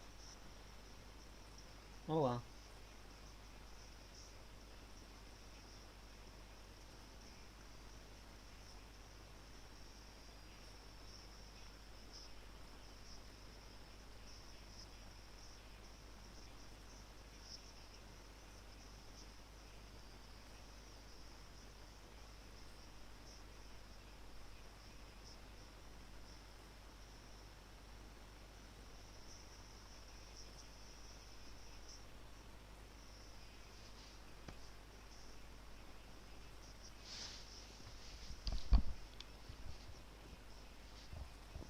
We're getting our main event next, and there's a half an hour left of the show. It's getting given a long time for a match that will probably end with no contest. So what else is going to happen? Something's got to happen here.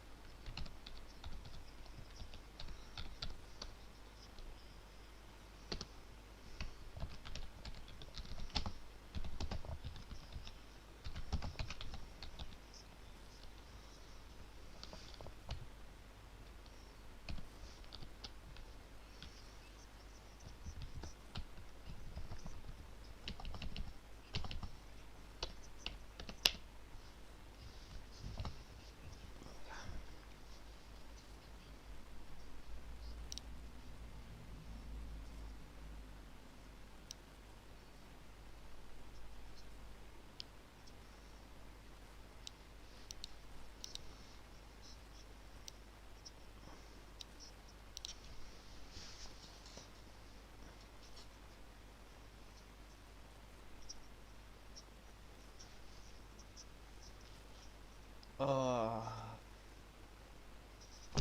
Well, I have to say this SmackDown has been just as boring as the last 2 weeks.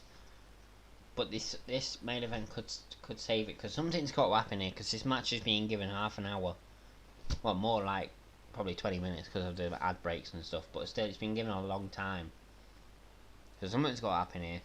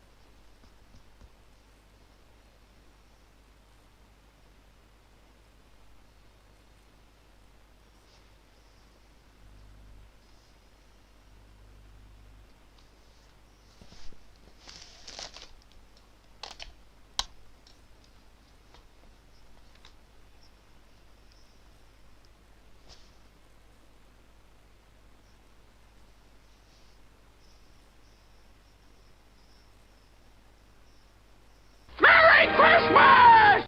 Thank you for the like, Tom Burns.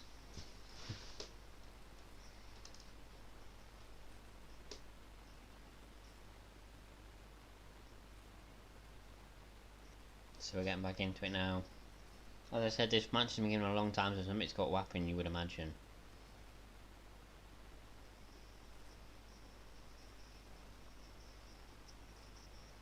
Talking smack with the Street Profits and Big E tomorrow morning.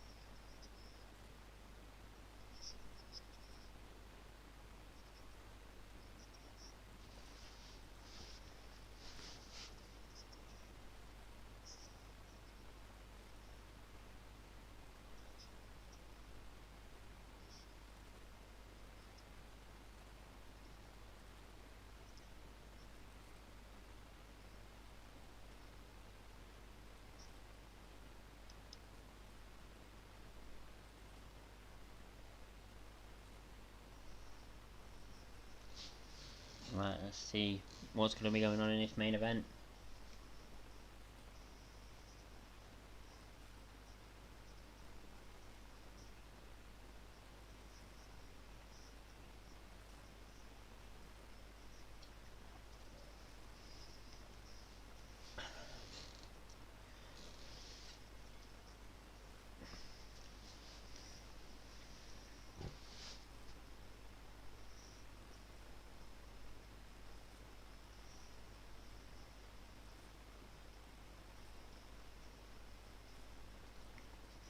So they're showing what happened with Corbin and Murphy last week, so we're going to get some sort of promo with one of them now.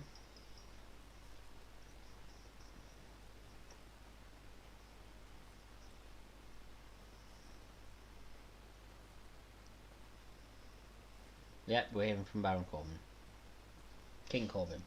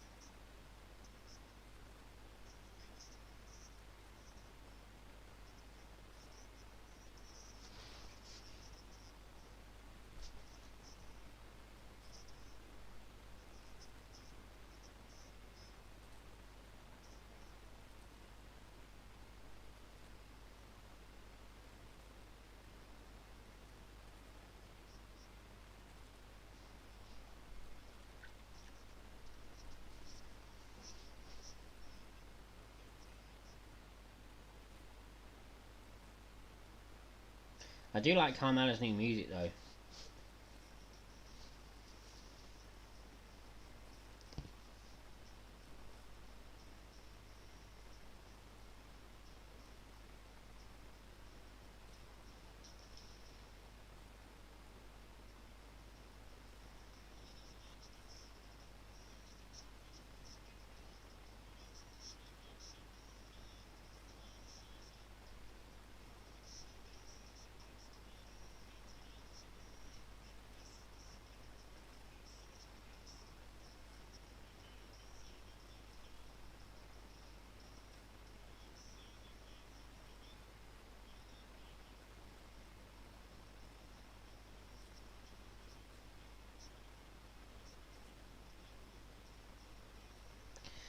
Some of the stuff that Corey says about his girlfriend Carmella is just cringeworthy. We know that he's going out with Carmella. We don't need him to say fucking cringy. Why does it keep freezing my stream?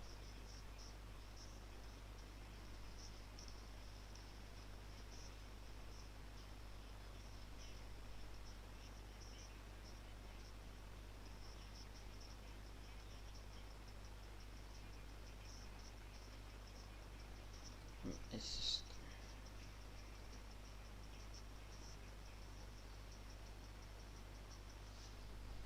I don't know what keeps going on with my stream. Anyway, another commercial break before we get into the match.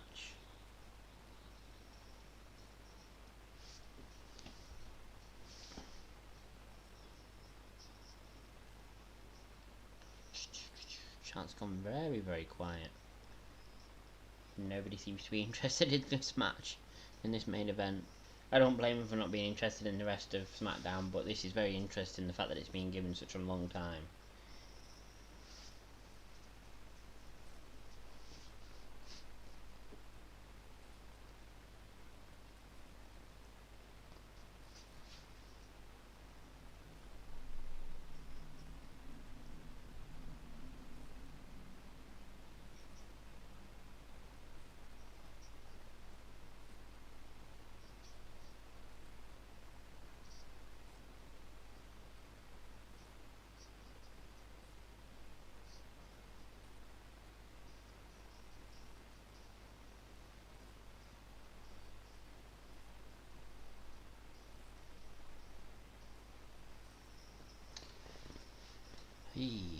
Yeah, I do like Carmella's new entrance music. I think it's a lot better than her previous music, and it suits her character. She's like, she's the kind of character. She's got a character that her current character is like, she thinks that she's like the most beautiful woman in the world and stuff like that. She's that kind of character.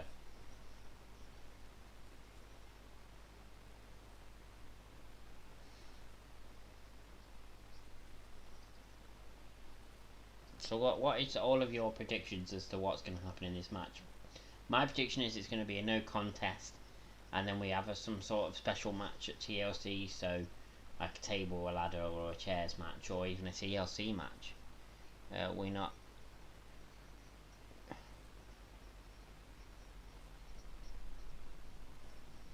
We have not had a 24/7 title chain in a while, have we? No, nothing's been actually mentioned about it. We've not seen R-Truth for a few weeks.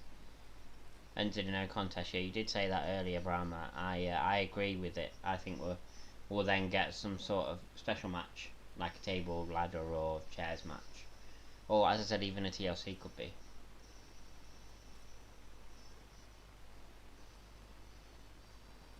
We'll see anyway, because it's very interesting the fact that it's been given such a long time.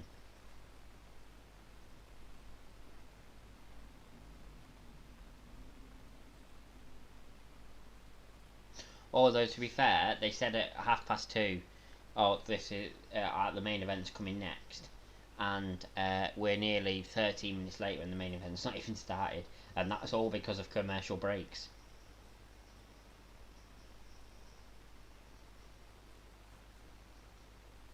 No, I don't think so. No, I think perhaps our Truth has been unable to appear at the last few shows, so they've not been able to do anything with it. But he'll be back, and so will the 24/7 Championship.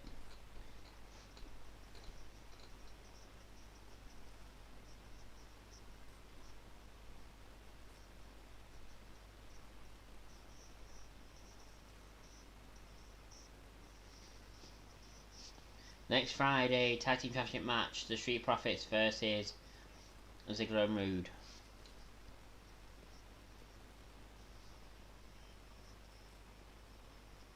Next week, Bianca Belair versus Bayley. I predict that Bayley will get absolutely annihilated in that match and be buried even further, because that's what they're doing at the moment.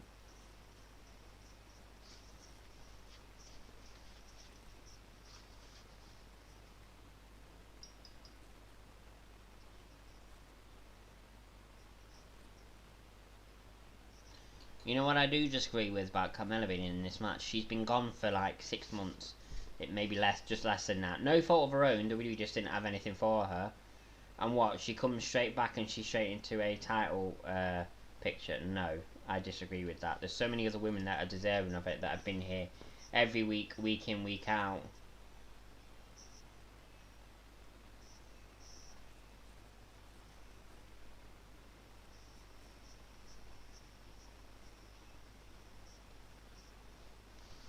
So I disagree with that, but it'll be a good match with Carmella in this new character.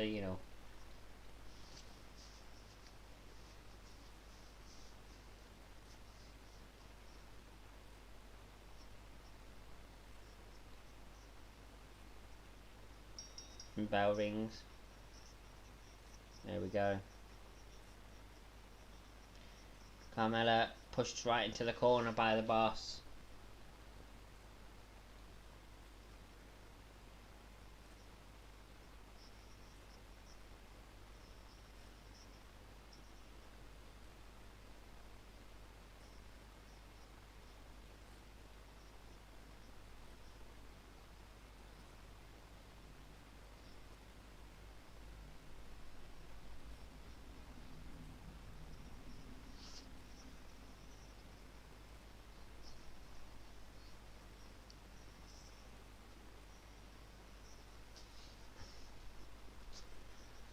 Carmella in control at the moment.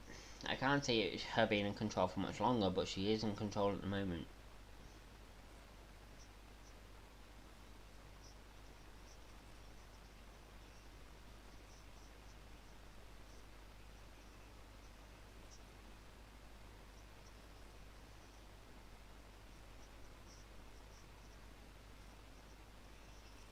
Look for the bank statement.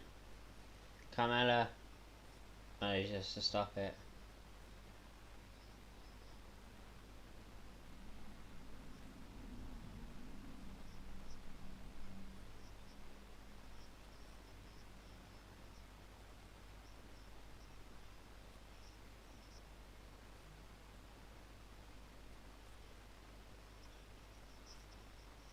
Well, that was a botch from Carmella already.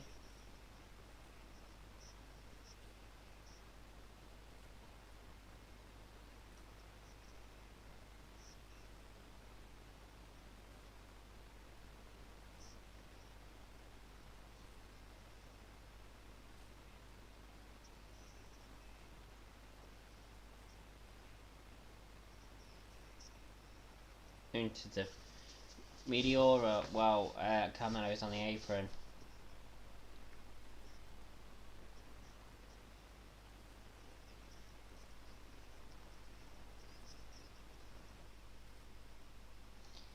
Commercial break.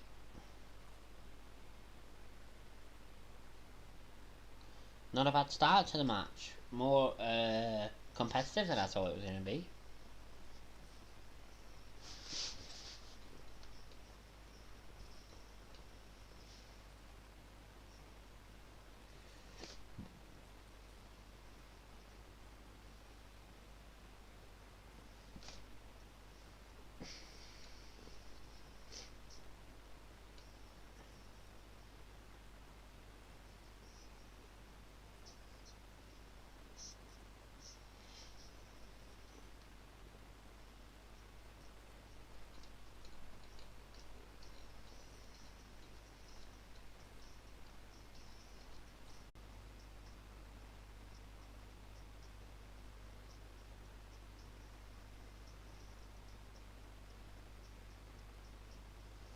The way he froze down the stream, it made it look like he'd fallen asleep.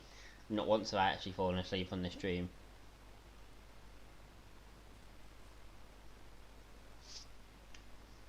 Well, I hope you've been enjoying the stream today, ladies and gentlemen. What do you think about me going live an hour early before the show, so we can have a chat and discussion about what's coming up and just a chat in general? I think it's a good idea. It worked out today.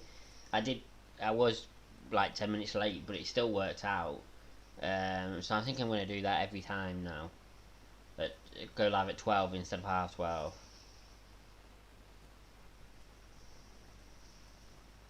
Do you think it works out? Do you think it's a good idea? Right, we're going back into it now. That should be the last commercial break of the show.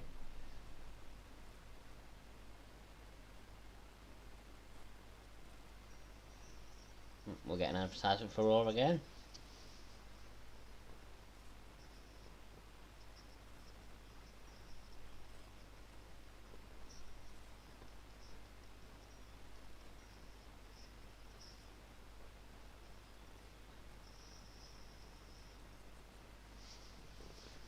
Yeah, did anybody notice that Bray Wyatt had a new top on for the Firefly Funhouse? Instead of his red jumper, he had something else on, like a beige jumper. Sasha Banks is in control now. Both up to the top turnbuckle. What is Sasha thinking here?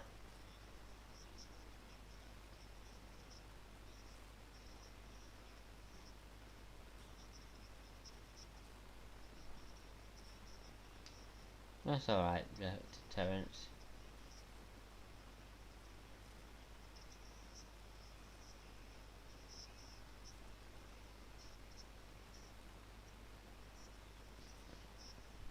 Shoulder first into the post goes Sasha, and Carmella is dominating Sasha again. And Carmella's actually been quite impressive. She did botch early in the match, but apart from that, she's been quite impressive. Sasha kicks out at 2.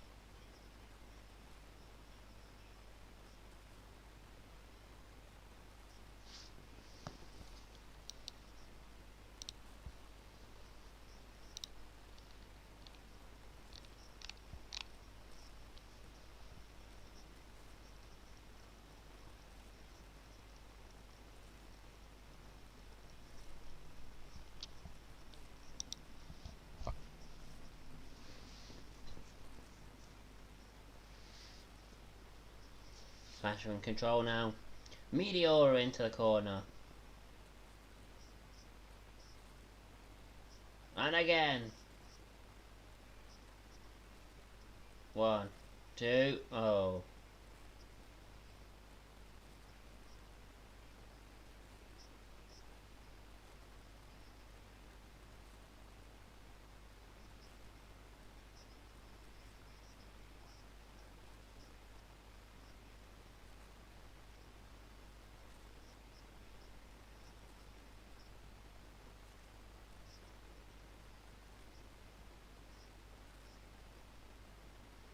Come on with the elbows.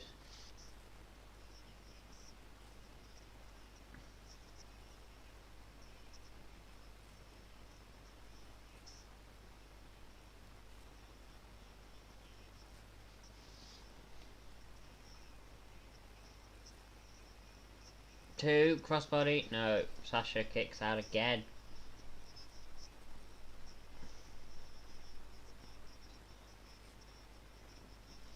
Roll up, 1, 2.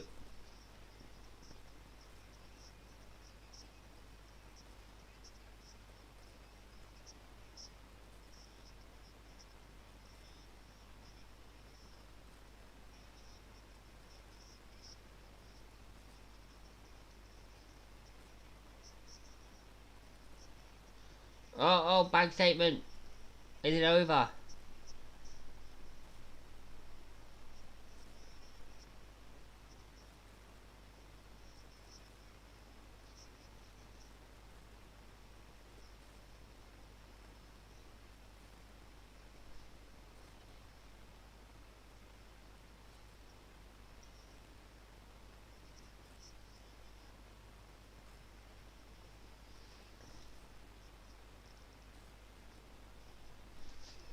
Carmella's assistant trying to get involved here.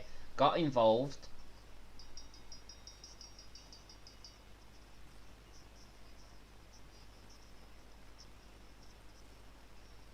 The champion got disqualified. It is a no contest.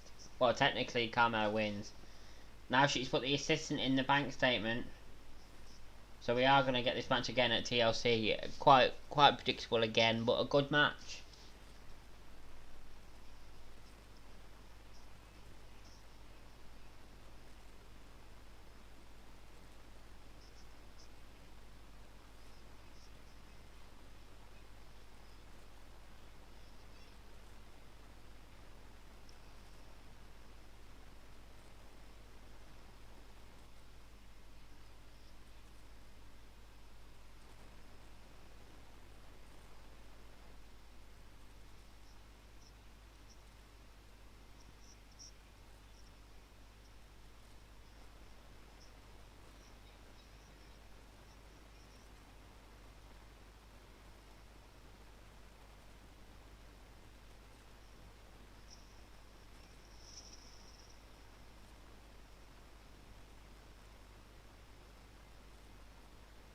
Carmella just attacking Sasha Banks.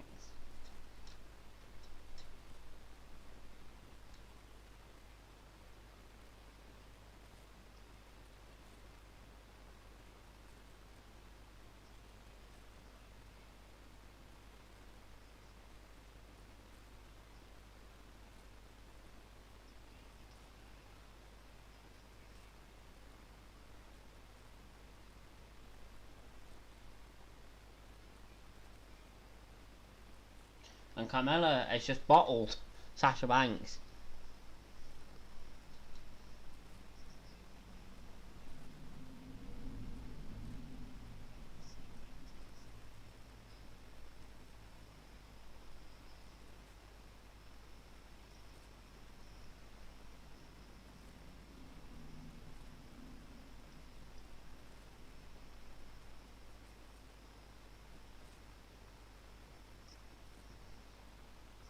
Got 4 minutes left of the show yet. What's going to happen? Or is the show just going to end early?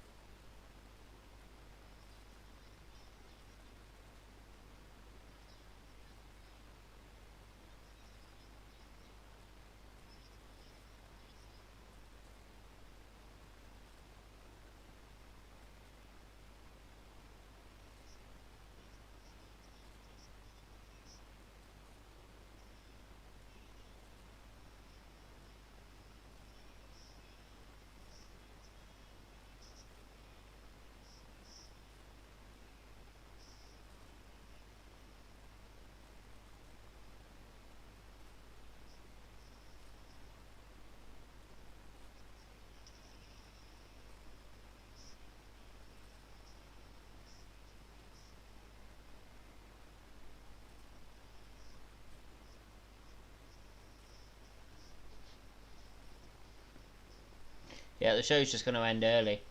I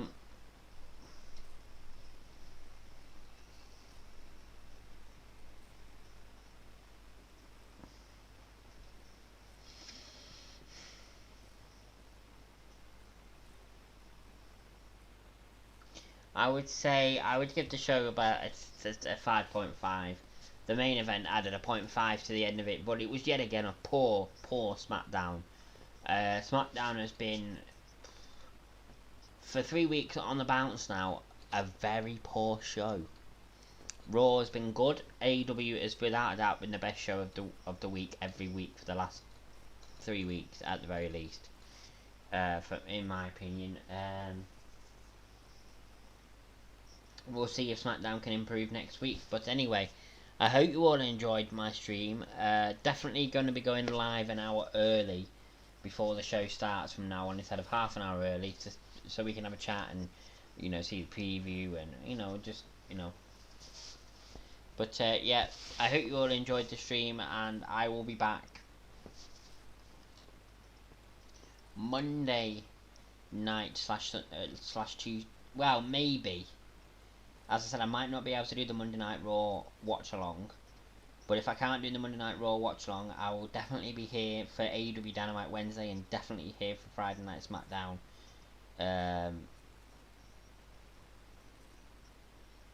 So yeah.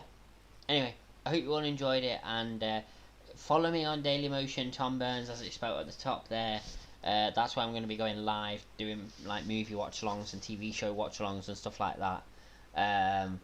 But I can't do that at the moment because I need to be an advanced partner, on Daily Motion, and they haven't got back to me yet